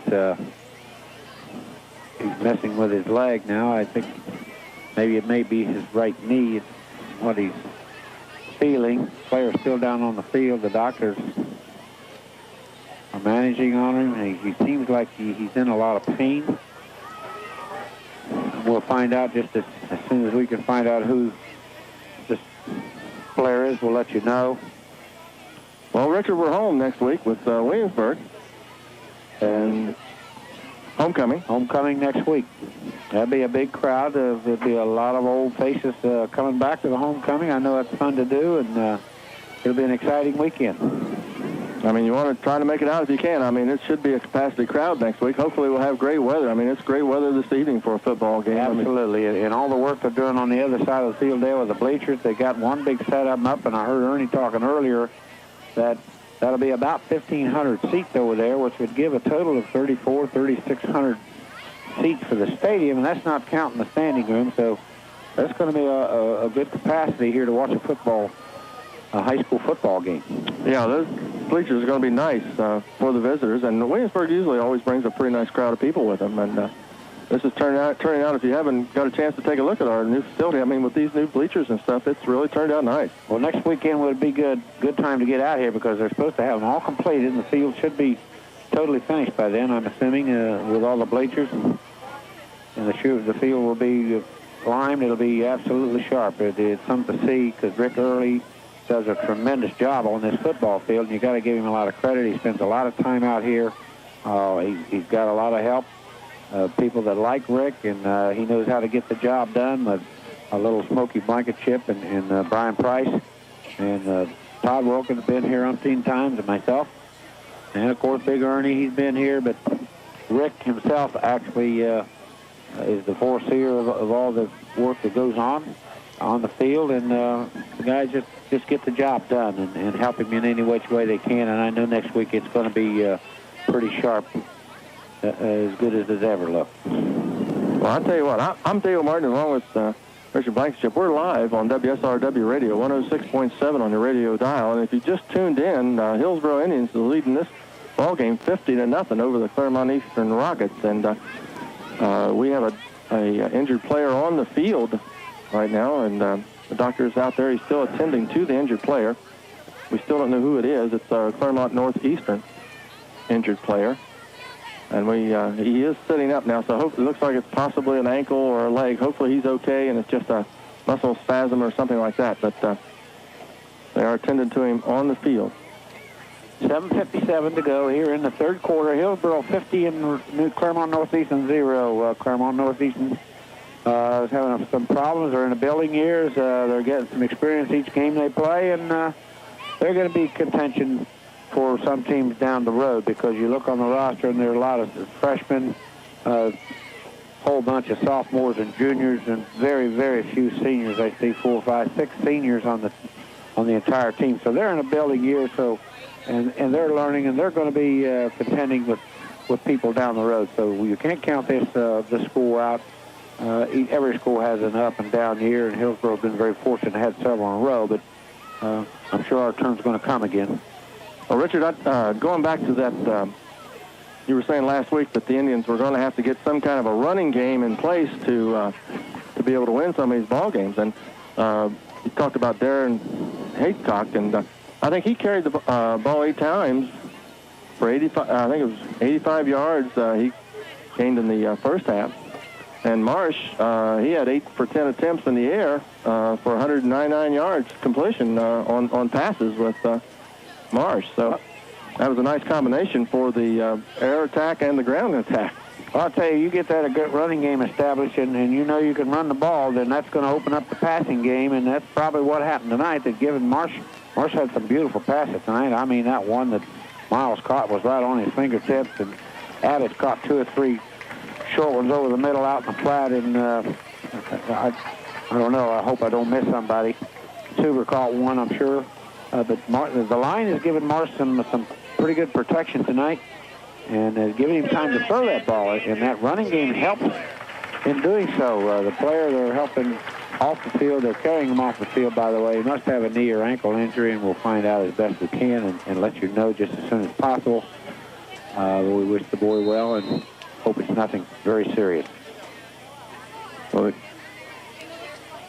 the offense is ready to resume play as Marsh sets his team up at the line. It's 3rd down for the Indians. The ball is in play at 44-yard line. Marsh takes a snap. He falls straight back into the pocket, and he's looking for a receiver out on the left side, and he's got Swearinger, and Swearinger's just real close to the first down. Well, Marsh took a 3-step drop back and threw it on a bullet right on the line. And I don't know, they didn't, of course, make first. No, he must have got his knee down. It looked like his knee was close, and so they ruled him down when his knee hit about the 44-yard line. So then he lunged for the first down. So that's what it was. But Hillsboro's going to go back in the punt formation. 4th down for the Indians, and it forces them to punt the ball away. They've got about 5 yards to go for the first down. But we got Marsh back for the Indians to punt the ball away. He gets a nice foot into this ball. It's all the way down to about the 20-yard line, where it looks like Nash is taking over for the Rockets. But he's hit hard by a host of Indians, and he's going to be drugged down at about the 25-yard line. 1st and 10 for the Rockets. And that first man down there, Marcus Burns, and there was a whole host. J.T. Lyle was down there. 34 Sam Snyder was down there. Number 9, I couldn't see the program. Ryan Chapman, several other people down there on that tackle. They get down the field very quickly, of course, because the punt was kicked high, and that's what that's for, to get the tacklers down the field so they can make the tackle quickly. Well, Souders is going to set his team up with the lone back, Fishback, in the backfield. He takes a snap, and he hands off Now it's a little pass to the flat plate and the flat to Nash, and the fake off to Fishback and a pass to Nash in the flat, and that picked up about 6 yards on that play. Well, that little fake to Nash going through the line will hold the linebacker still, and he takes the ball back out of the stomach and hits the wingman or the split man out there just 4 or 5 yards down the field. It's very quick, very well executed. It's a nice little play for a 5-yard gain. Brings up second down. And about 5 to go for the Rockets. We've got about 6 minutes and 47 seconds left on the clock with the score. Hillsboro Indians 50 and the Rockets 0. Crowder in the long count. He takes a snap and he hands off the Fishback around the left side. He's still on his feet. He's got the first down. He's still on his feet. He fights all the way down to about the 47-yard line. Great run. Well, there's some of that open arm missed tackle. Several Hillsboro Indians missed the tackle. They had to hit him with his arms and down. But David Francis and Sue were right there to hold on to him to finally bring him down. But he had a tremendous gain. He's a big boy. 6'2", 232 pounds, Richard. He's hard to bring down, and that's why you have a lot of missed tackles. And coaches really don't like that, but he was finally brought down. First down for the Rockets at their own 48-yard line. Elders indicates the snap. He takes the ball, and he's going back for a pass, and he hits Nash over on the right side, and he's got the first down, and he fights all the way. He's forced out of bounds at about the 41-yard line. Well, that little pass play has worked with them for several plays now. They've done it 2 out of these last 3 plays, and it's worked. Again, another first down. Quarterback just gets the ball and hits the man out that was out wide. He's only 5 or 6 yards over the line of scrimmage. It's a quick pass. Bang, he's caught it. And, of course, he's hit and taken out of bounds. By that time, he's got the first down. So Clermont Northeastern's got 2 good first downs here with 5 minutes, 45 seconds left to go in the third quarter. Hillsboro up 50. Clermont Northeastern 0. Well, the Rockets are moving the ball against this Hillsboro defense right now, and Bowers picked up a couple of quick first downs. Ball's at about the 43-yard line.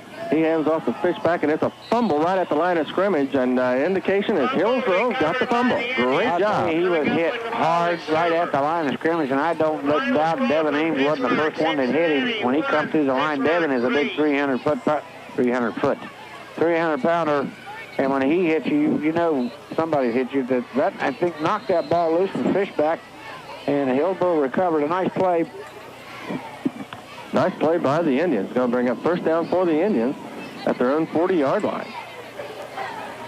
First and 10 at the 40-yard line. Put out wide. To the right is Chapman. Marshall's going to set up in the I formation. He takes the snap and he pitches out to Haycock, and Haycock gets around the right side, and he's going to fight for about 4 or 5 yards.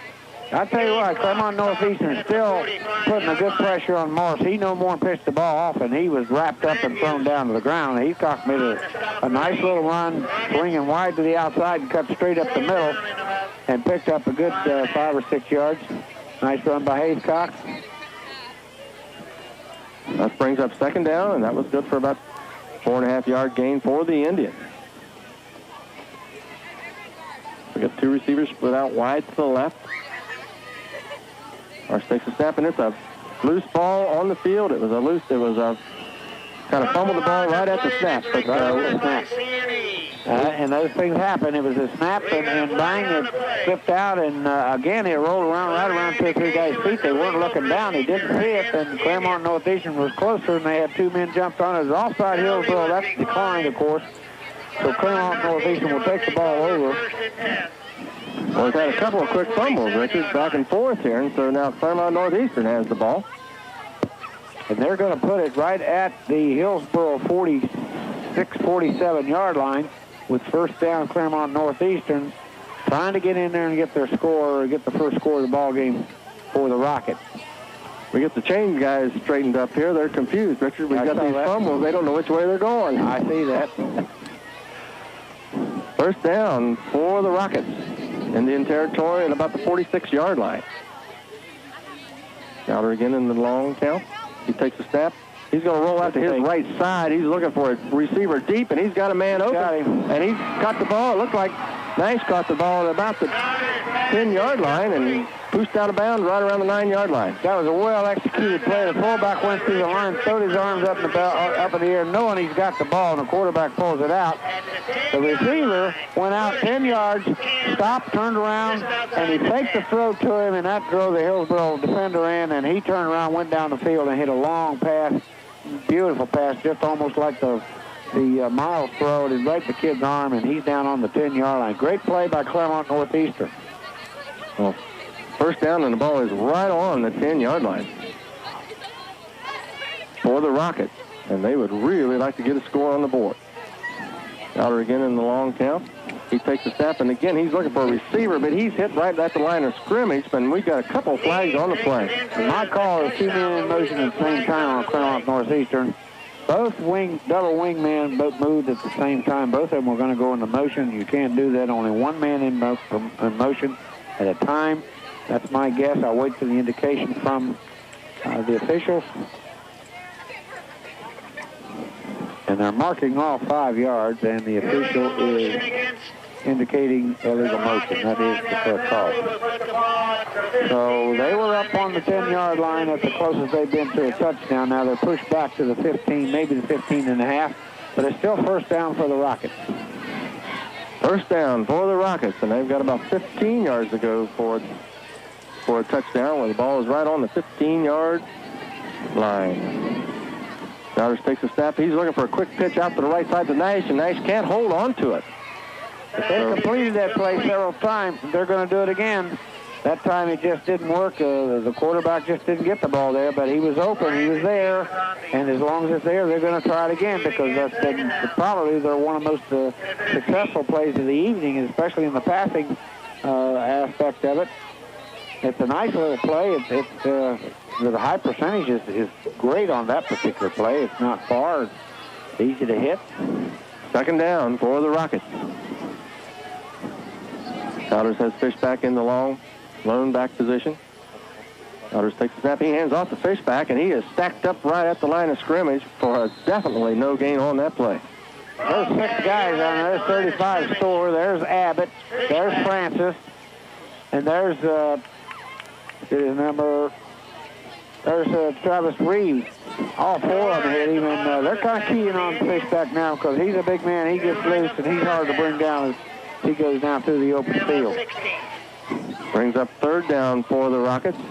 We've still got about 2 minutes and 40 seconds left on the clock to be played in the third quarter. And the score, Hillsboro Indians 50 and the Rockets 0. And they're trying to get one on the board right now. Third down and about 15 yards to go for the score for the Rockets.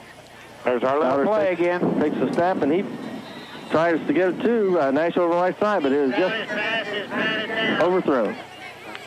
Broke it up in there by Richard Rickman. That's the same little play they've tried before, very similar.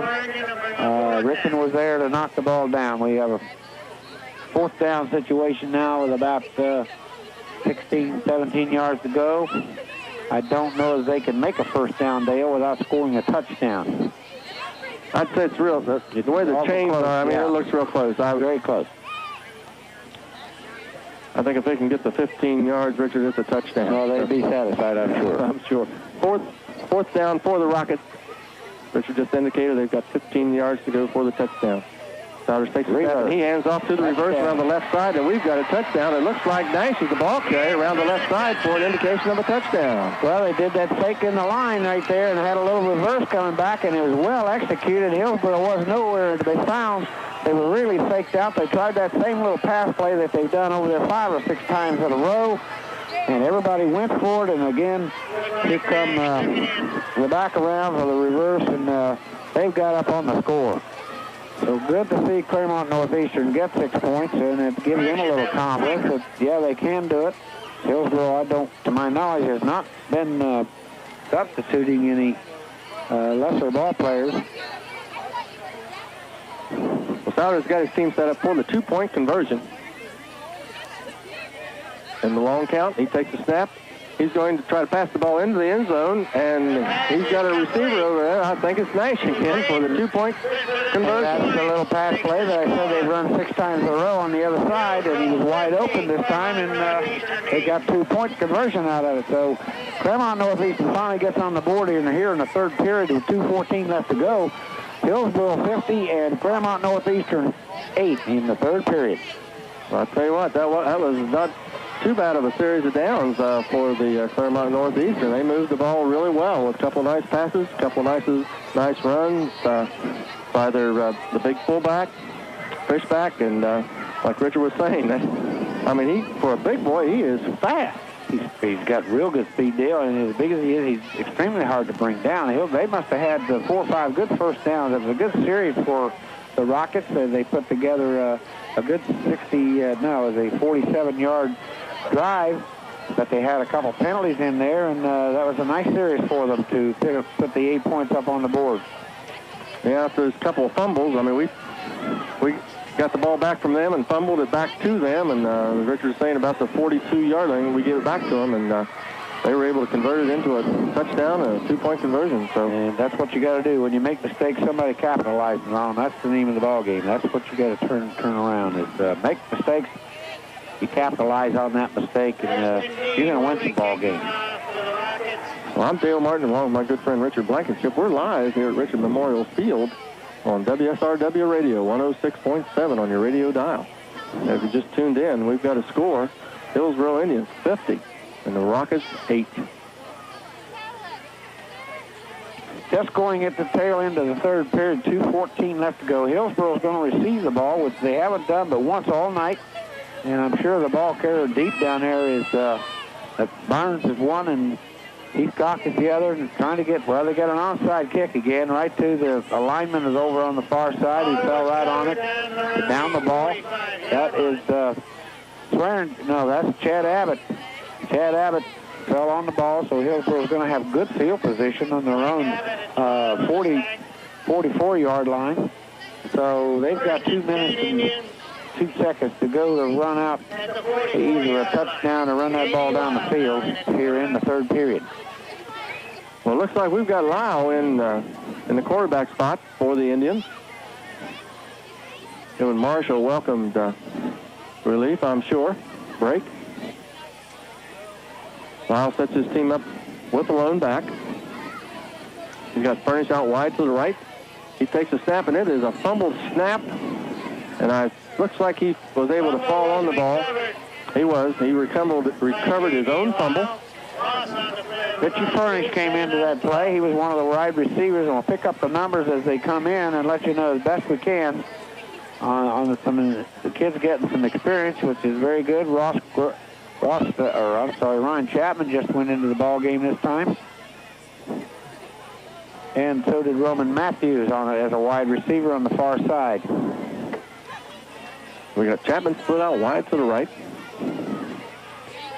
Takes the snap, and he pitches it out to Haycock, and Haycock's going to get around the right side. He's at midfield, and he's going to be forced out of bounds at about the 37-yard line. Nice run by Haycock. Well, he had a hole big enough to drive a truck through when he come through there.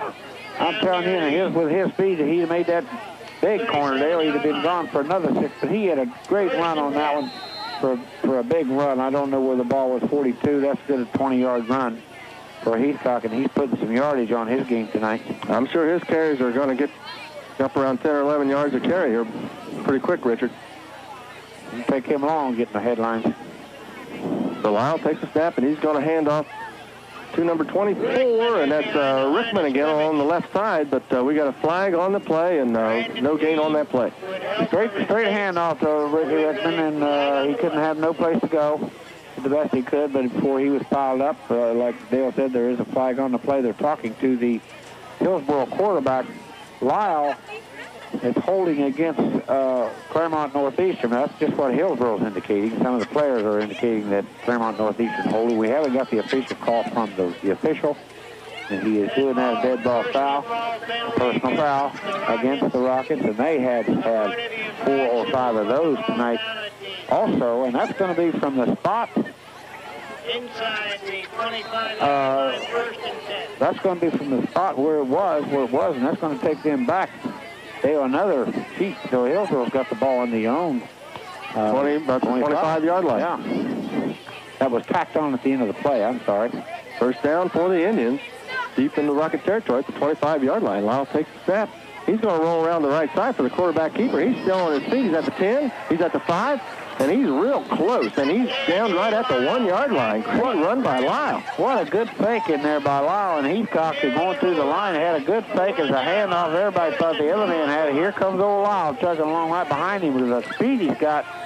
I really would like to have seen him made it. He was hit right at just short of the goal line. The ball was probably sitting a yard outside that goal line. A good run by J.D. Lyle. Is that a timeout on the field? Or no, we don't have a timeout on. Well, we kind of do because it's the end of the third quarter. Hillsboro scored their 50 points. Clermont Northeastern came in and did get on the board with 8 points, and it was a nice little series for them. And I'm kind of glad to see them score against Hillsboro. Some of the other people might not think so, but that gives guys a little bit of confidence knowing they can score on a powerful team like Hillsboro. And if they got something going, they just got to put it together and polish it up a little bit. That's right, Richard. That was a nice little 23-yard run by Lyle. At this time, we're going to turn the fourth quarter over to Ernie Blankenship. All right, guys, thank you once again. The score here, as they told you, is 50-8 as we move to the fourth and final period. Clermont Northeastern picking up their first score of the season. This is WSIW Radio in Hillsboro. This evening's ball game from Richards Memorial Field, and Hillsboro quite handily. I credit Coach Mahalik, as we mentioned at halftime. He did not throw the ball at all. In the third quarter, he kept it on the ground, even though he scored one touchdown. You have to remember that they had 43 at the first half. So the score, 50-8. The Rockets picking up their first score of the season, as we understand. And certainly, hopefully it does a lot for this ball club. I told my son, who was up here in the press box at halftime, that, there's two ends to a ladder, that first run and the 10 run, and sometimes you can be at both places. I know a lot of guys that's been at the top, and now they're trying to work their way up from the bottom. And we have Lyle scoring a touchdown after that big run. He called a quarterback keeper, and why not? He took the ball down to the goal line, and the coaches give him an opportunity to score. It is now 56-8. 56-8, and some of the faithful starting to come out of here and hit for the exit. They've seen enough, and they'll be back next week to support Hillsboro here in the homecoming game.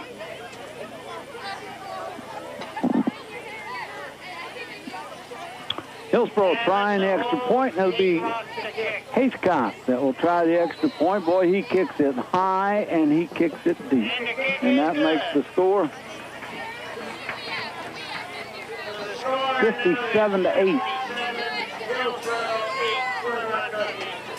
How's Coach Taylor tonight? That's good. Corey Taylor working with our younger kids, and he and Smoke Blankenship and Kenny Captain, several others. 8th grade won their first ball game in 2 years against Miami Trace. Here tonight, Hillsboro trying to defend their Southern Buckeye Conference Championship with a big win over the Rockets and Clermont Northeastern. I had mentioned that there was a game tomorrow, and we understand that Clermont Northeastern does not have a reserve team. There is no game tomorrow between Hillsboro and Clermont Northeastern. To pick up on the Washington Courthouse score going into the fourth quarter, it is Washington Courthouse 26, Greenfield nothing, as they move to the fourth period in Greenfield before a tremendous crowd, according to the folks on VNU, our sister station here on WSRW Radio. Hayscott will kick off for the umpteenth time. He and Cam Marth have shared the kicking for Hillsboro. And once again, Coach Mahalik electing to keep the ball on the ground and not trying to run up the score, but we mentioned you just can't tell. One of these sophomores or freshmen don't run. They have to develop too. And here's Hayscott, and he gets another high end over him kick that is taken by Nash out at the 15, gets to the 20, still on his feet as he gets out to the 27-yard line before he's hit over there by several red-clad jerseys from Hillsboro, and the coaches are, I'm going to get my roster out here now. Most of the kids I know by heart, but we're getting down into deep. We have Zach Bloom into the ball game. He's a 145-pound junior. He's going to play some defense for Hillsboro. The Rockets were 1st and 10. They scored their first touchdown of the season, added the extra point. We're in a 4th and final period here on WSRW Radio. Bowers has had a tough ball game back there as he goes back to throw, has a receiver, and picks up maybe 7 yards on the play before he's racked out of bounds by Hillsboro's defensive unit.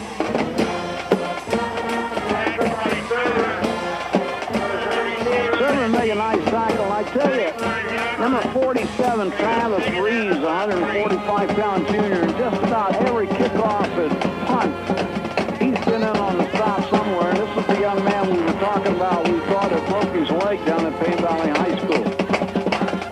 57-8, 4th and final period on WSRW Radio. I'm Ernie Blankenship with a play-by-play here at Richards Field. And once again, Hillsboro with a big rush on the quarterback. He took a big hit, but he got rid of the football and got it out to about the 40, maybe 41-yard line for the mark to football. Hillsboro down, getting up very slowly. It would look like Devin Ames from here, but I'll have to wait till he gets up on his feet. And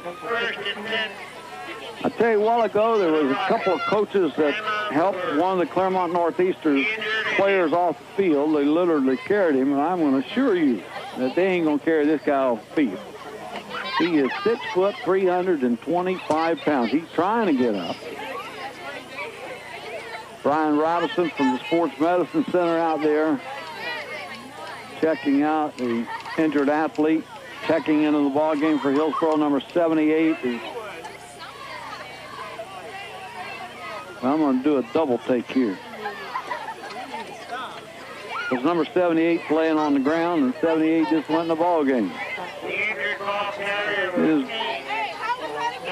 And that is Devin Ames, but he's got to come out. Coming out of the lineup, replaced by number 79, Josh Ribbett. Josh Rifford into the ball game, a 6-foot sophomore. Big Devin. Hopes to land a place in college somewhere. He's worked very hard.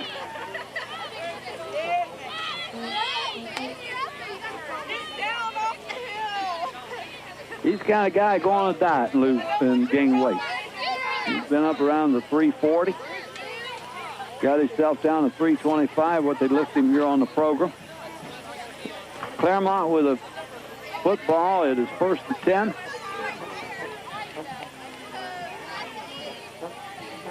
There's that little flare pass over the middle, and he has a receiver, loses the football, and I believe they've fallen, and I'm not sure. There's a big pile there. They give it to Hillsboro. Hillsboro recovering the football. They've had several of those tonight.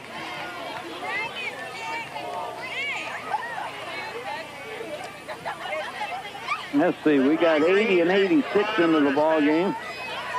That is Roman Matthews. Roman Matthews, 150-pound junior. Number 76 is Brian Butler. He's played some. They've got Chapman. He's a sophomore to the right side. Here to the left side is Matthews. Lyle, who scored that quarterback on the touchdown, keeps the football and runs it toward the out-of-bound marker, but he wasn't out of bounds, so the clock will continue to move here with 9 minutes and 50 seconds to be played in this football game. Hillsboro and the Rockets out of the Southern Buckeye Conference. Next year, that whole thing changes around. If it holds pat, we'll have some of the bigger schools here on the east side. We call it the East-West. Starting with Mount Orb and coming this way with Hillsboro, Greenfield, Western Brown. Bowers once again that hit very hard behind the line of scrimmage by Hillsboro's defensive unit.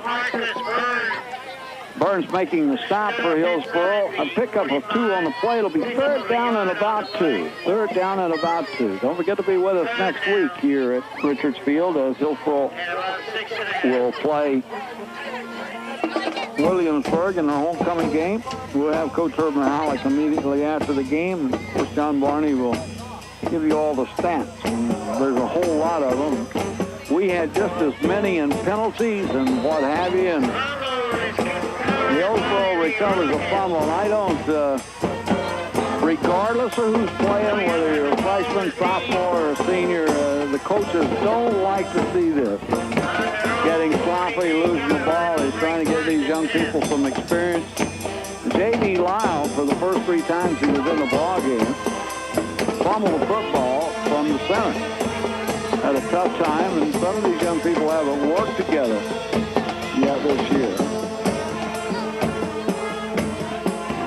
They got that track thinned out a little bit now.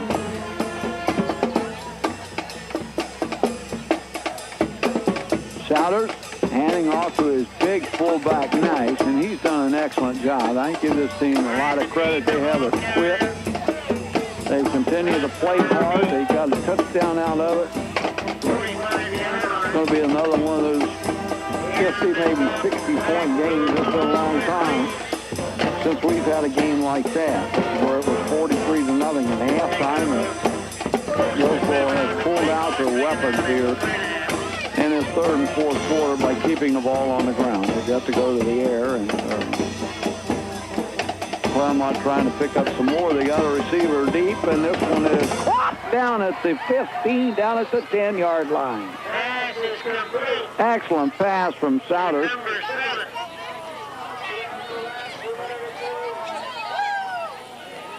I mean, he just happens to be the young man. And we don't have his number 7. He started the ball game. We haven't been able to get it since, but more importantly, they got a first down and a possible opportunity for another score. Clock continues to move now in its fourth and final period, 7 minutes and counting.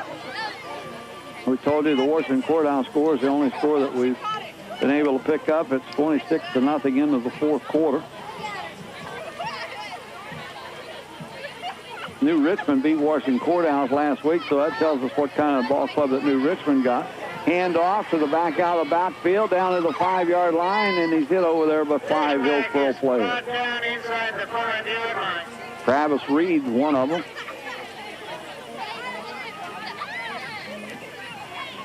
So the Rockets trying to pick up their second score of the ball game. They've been outscored 157-0 coming into this football game.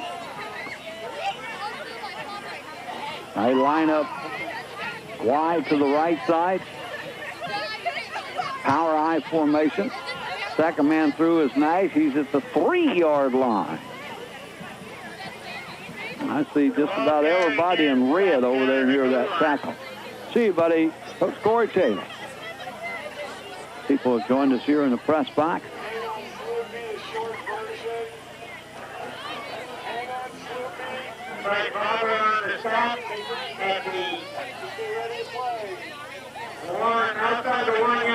Well, they marked it as the 1. I thought it was the 3, but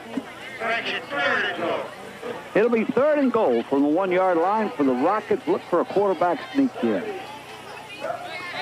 Well, they give it to Nice, and Nice is in. He loses the football, but just as soon as he crosses the goal line, that's all you have to do is cross the plane. So it's the Rockets. Did I say at the halftime we hope they scored? It might do something for this ball club. Well, it certainly has. They've picked up 2 scores, and we have another injured player down on the field. Devin Ames got up very slow. We had a Clermont Northeastern player that was hurt earlier. He was down some maybe 5-6 minutes. And Devin Ames was out a couple of minutes, and now we have another player down. Here comes Morgan into the football game. He's played a lot of reserve ball, Scott Morgan. John Thacker was the ball carrier for the touchdown. That is Thacker that scored the touchdown. And once again, you can't thank people enough, in my opinion. And our doctor down here, Brian Robinson, We saw Eric Dick last week. His duty has been the Greenfield McLean Tigers. I don't know who has Washington Courthouse. But Dr. Gunderman has filled in a long, long time as the sideline physician. We had this up in London a couple of weeks ago where usually the home team would furnish a doctor in most cases. Not all teams can have the luxury of getting a doctor out there, but we're fortunate in Dr. Gunderman that he's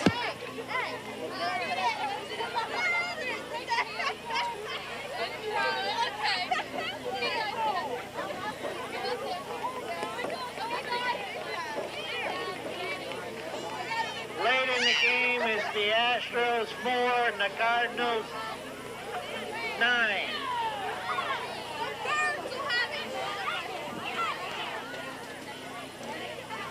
Mark McGuire hit a home run. Injured player for Hillsboro, Jason Reeves, coming off under his own power.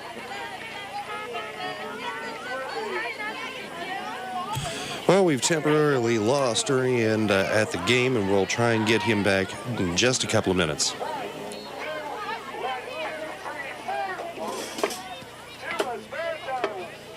back here at Richards Field. The score 57-14, 5:50 to be played. The Rockets with going for the 2 point.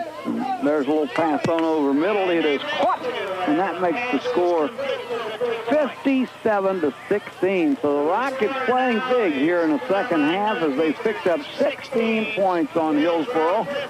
But in all fairness to Hillsboro, they have played a lot of people in the second half. They've not tried to run the score up. And, you know, I've said this many times before that, you know, it isn't the total score that you win by that you get your points. It's just a win. You know, we have to talk about the star of the game, and it'd be tough for me. And it's sponsored by Rent-A-Own. You know, they're a proud sponsor of tonight's game. When it comes to home furnishings, Rent-A-Own has the name brand items you want at a price that won't break your budget. They have free delivery and setup, no credit hassles in 90 days. Same as cash. It's what you experience when you shop at Rent-A-Own Furniture.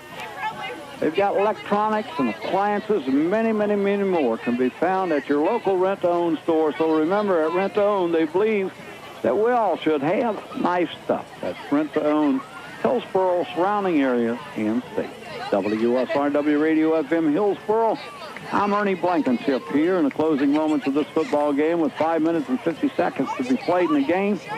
Hillsboro leading by a score of 57-16. It was 43-0 in halftime. So with the Rockets, they've did it a couple times, or they just got a poor kicker, I'm not sure, has squandered the ball up, and Hillsboro's recovered it both times.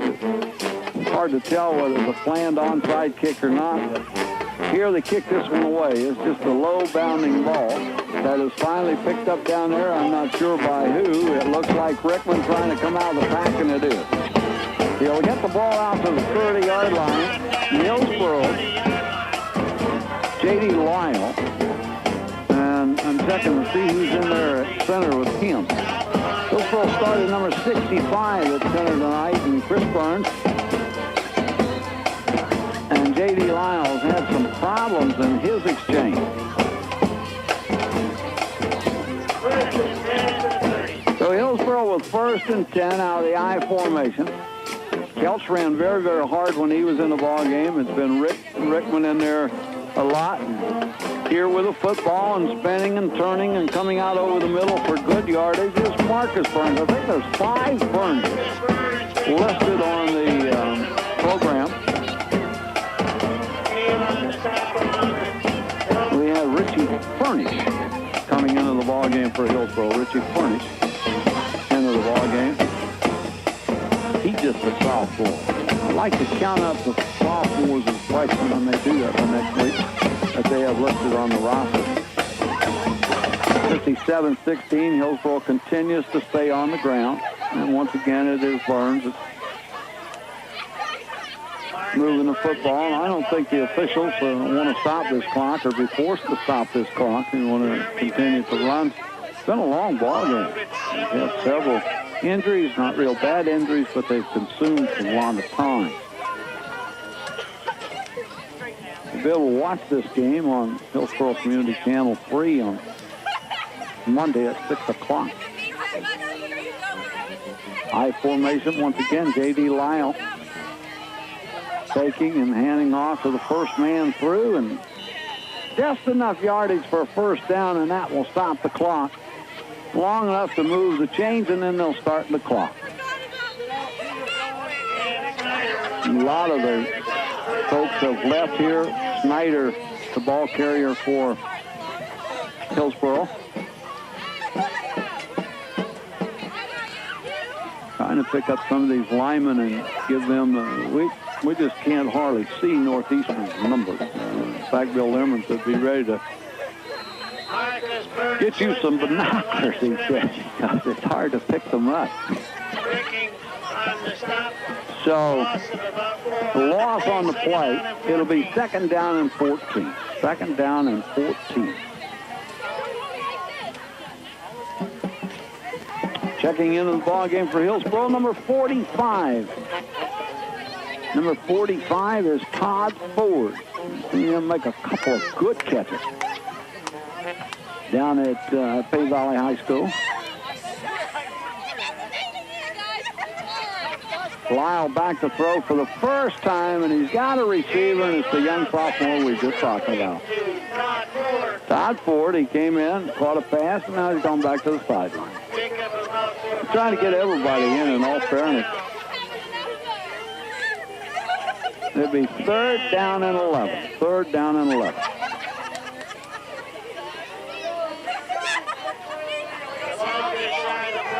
Hillsboro's used the eye a whole lot tonight. They've used that Z-back where he's split in the gap between the wide out and the tight end. Here's Lyle back to throw, running. You got a receiver, and it is caught. And down the sidelines, it's a 30 to 15 to 10 touchdown. J.D. Lyle finding Sam Snyder, the 5'11 sophomore, out of the backfield. He caught it at the 35 and down the sideline. And Hillsboro has moved out to what looks like 63 to 16. 63 to 16. They have to give this young man an opportunity to throw the football in a game situation. Some people say, well, and we started it up there when they tried to go for 2 points when they had 48 in London.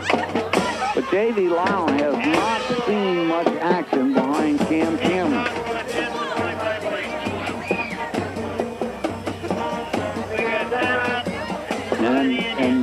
And now Cam Marsh. So, the coaches want to see what he can do. As Hillsboro, I think, will try the extra point. It would be Derek Haycock, number 68 in the ballgame. Philip Zimmerman is a 5'11", 260-pound freshman. 260 freshman.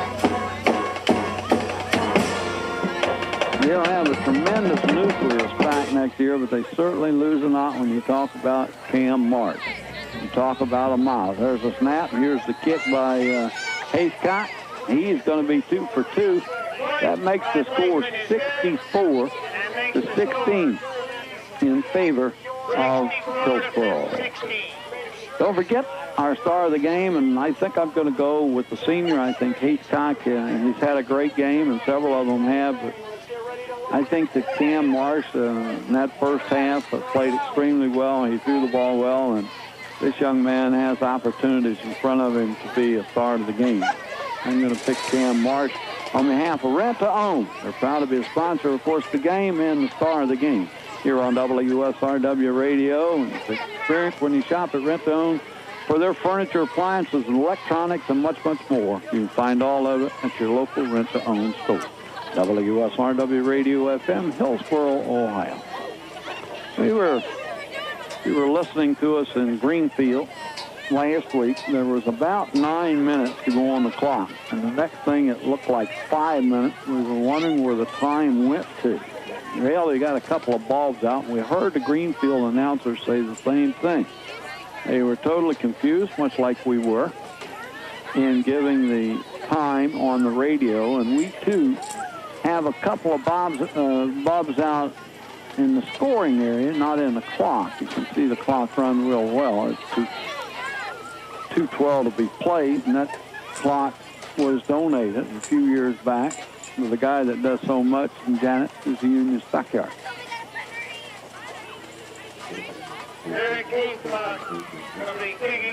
So Haycock is going to kick once again. We think when he learns the technique of the game, just the pressure, as we keep pointing out, he's going to be able to put that ball in the end zone consistently. Well, I tell you, the runners for Clermont Northeastern has really fought hard. Francis making the stop for Hillsboro. Also for Hillsboro, number 40 was a server. 77, David Francis. So the Rockets now, they put 16 points on the board. Clock continues to move in a minute 42.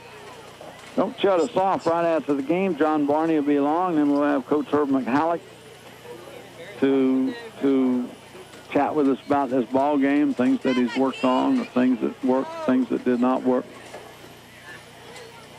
Chowder's taking, handing off into the line of scrimmage, and a nice individual tackle over there by Hillsboro's number 34. Is Sam Snyder, who just caught that about 40-yard pass play from J.D. Lyle. So the final 90 seconds coming up here on WSRW Radio. Hillsboro's going to run their record at 2-2, and the Rockets are going to go 0-4.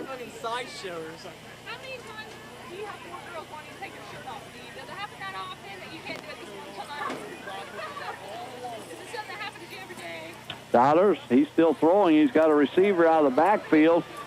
And that's that number 7 out at the 45, the 50, down to the 45 and the 40-yard line.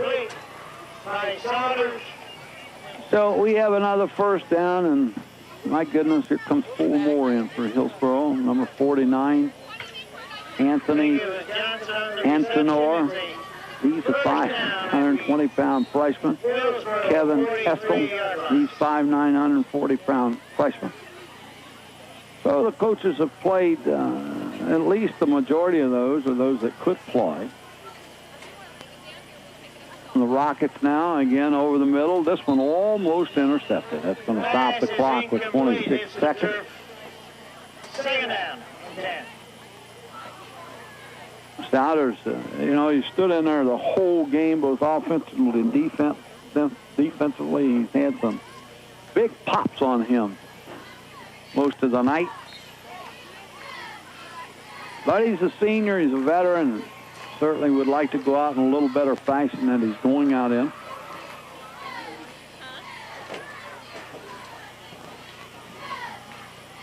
Taking a long count, handing off into the line of scrimmage. Mark Slagle is trying to get a tie out, but we have a flag on a play. I don't understand that unless he just wants to use them. Well, here comes a guy into the ball game. Now we've got to check this fellow out. Reed Lyle. Now, I don't know if that's J.D.'s younger brother. But listen to this, folks. He's 5'5", 105 pounds. Freshman. He replaces Ford. And he's not much bigger than Ford because they list Ford at 5'3", 105 pounds. But he caught a big pass tonight. So this 15-yard penalty against Hillsboro. 25-yard line. It'll be first and 10. So with 20 seconds to go, the clock's set, and they'll start to wind it now. The final 20 seconds, and the Rocket will probably try to put this thing in the end zone to get another score. They got to be happy in the fact that they scored 16 points against Hillsboro. Here's a reverse to the opposite side of the field and giving chase. Got one man to beat down at the 10, and he stopped down at the 10-yard line. He is hit there by Hillsboro's Zach Bloom.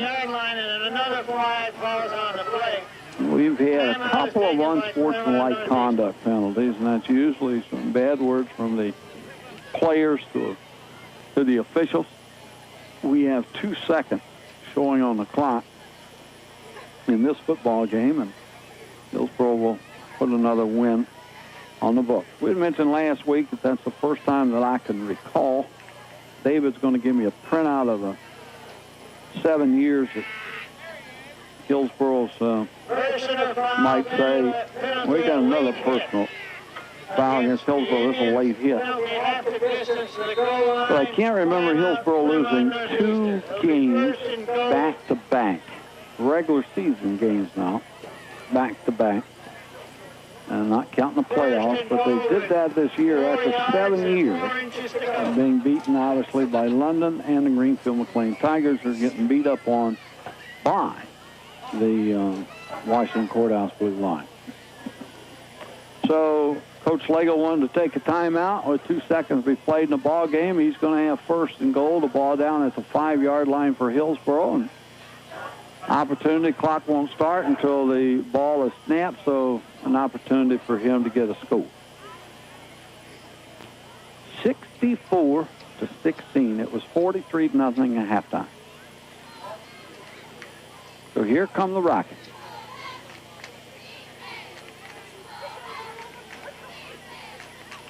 I'm not sure if they will play in our league.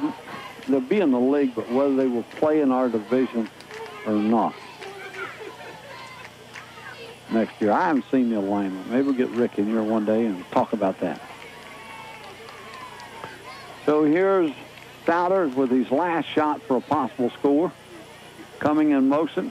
Souders is hit behind the line of scrimmage before he could get it off. Hit by number 79, and just a big tackle, and there's no time on the clock, as I can tell, unless that's 8 seconds up there. They got a lot of what I thought was 2 seconds. I'm not sure, because here comes Coach Marsh out. I've been just a little bit confused these last 10 seconds. It's 6 seconds. There's some lights out up on the scoreboard. Also want to thank Kibblers. We needed some 2x4s for their bleachers treated, putting up that new section, and they'd like to make a gift to Hillsboro High School Boosters Club. And Jenny, thank you, and thank Kibblers, and we'll mention that once again next week. So with a timeout with 6 seconds left in this ball game, the ball is all the way back at the 10. The original line of scrimmage was at the 5. It'll be second and goal. A lot of folks from here going out tomorrow to see T.J. Turner.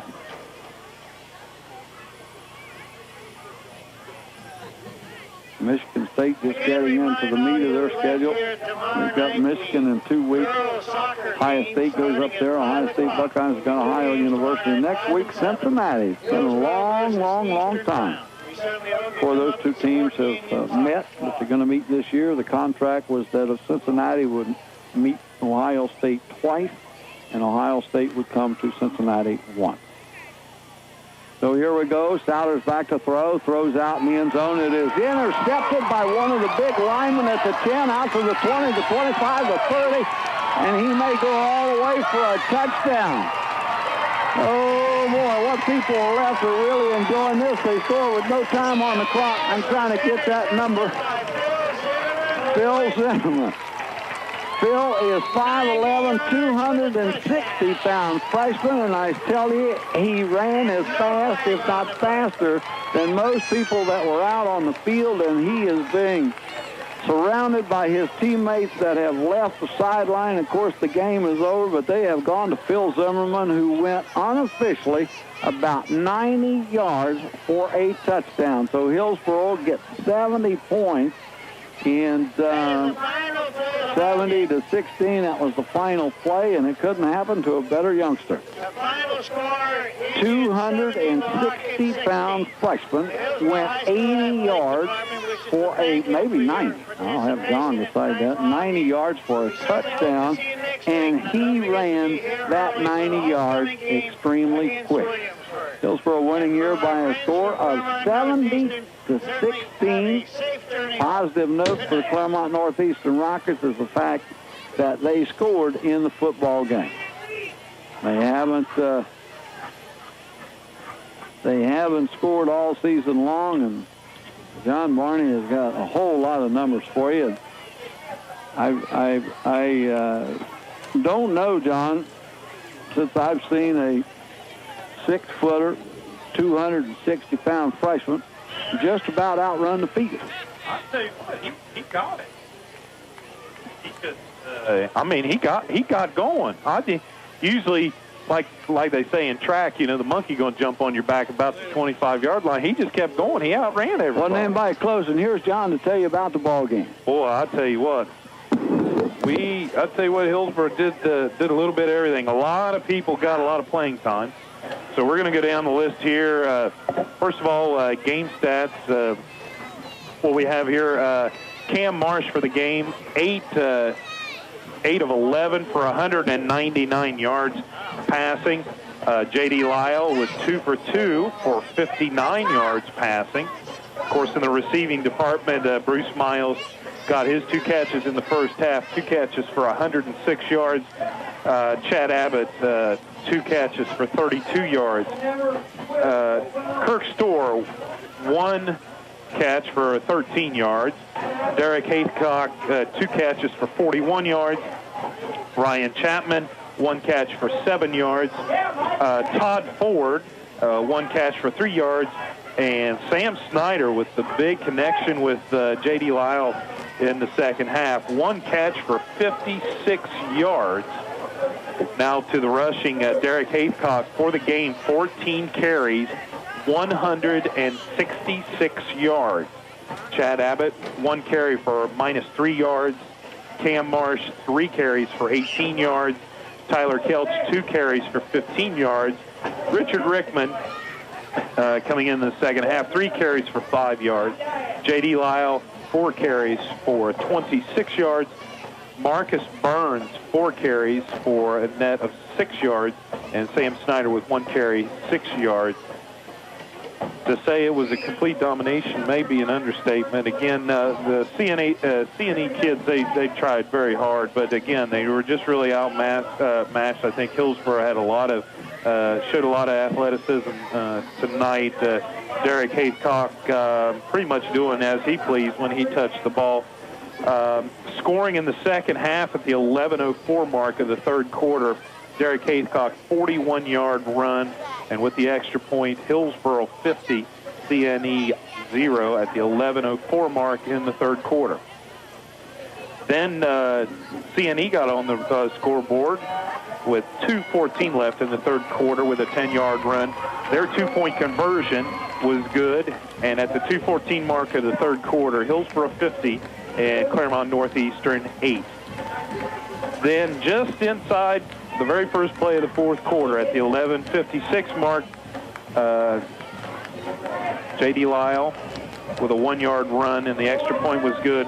And Hillsboro at the 11:56 mark of the fourth quarter, Hillsboro 57 and Clermont Northeastern 8. Then we went down into underneath 6 minutes left in the game, and Clermont Northeastern with a 1-yard run. The 2-point conversion was good, and at the 5:50 mark of the fourth quarter, Hillsboro 57 and Clermont Northeastern 16. Then at the 2:12 mark, J.D. Lyle hooks up with Sam Snyder for a 56-yard pass play. The extra point was good, and at the 2:12 mark of the fourth and final quarter, Hillsboro 64 and Clermont Northeastern 16. And then as time expired, Big Phil Zimmerman, 90-yard interception for the touchdown, and Coach Herb Mahalik declined the extra point attempt, which gives you the final score, Hillsboro 70 and Clermont Northeastern Rockets 16. John Barney, thank you very much. We have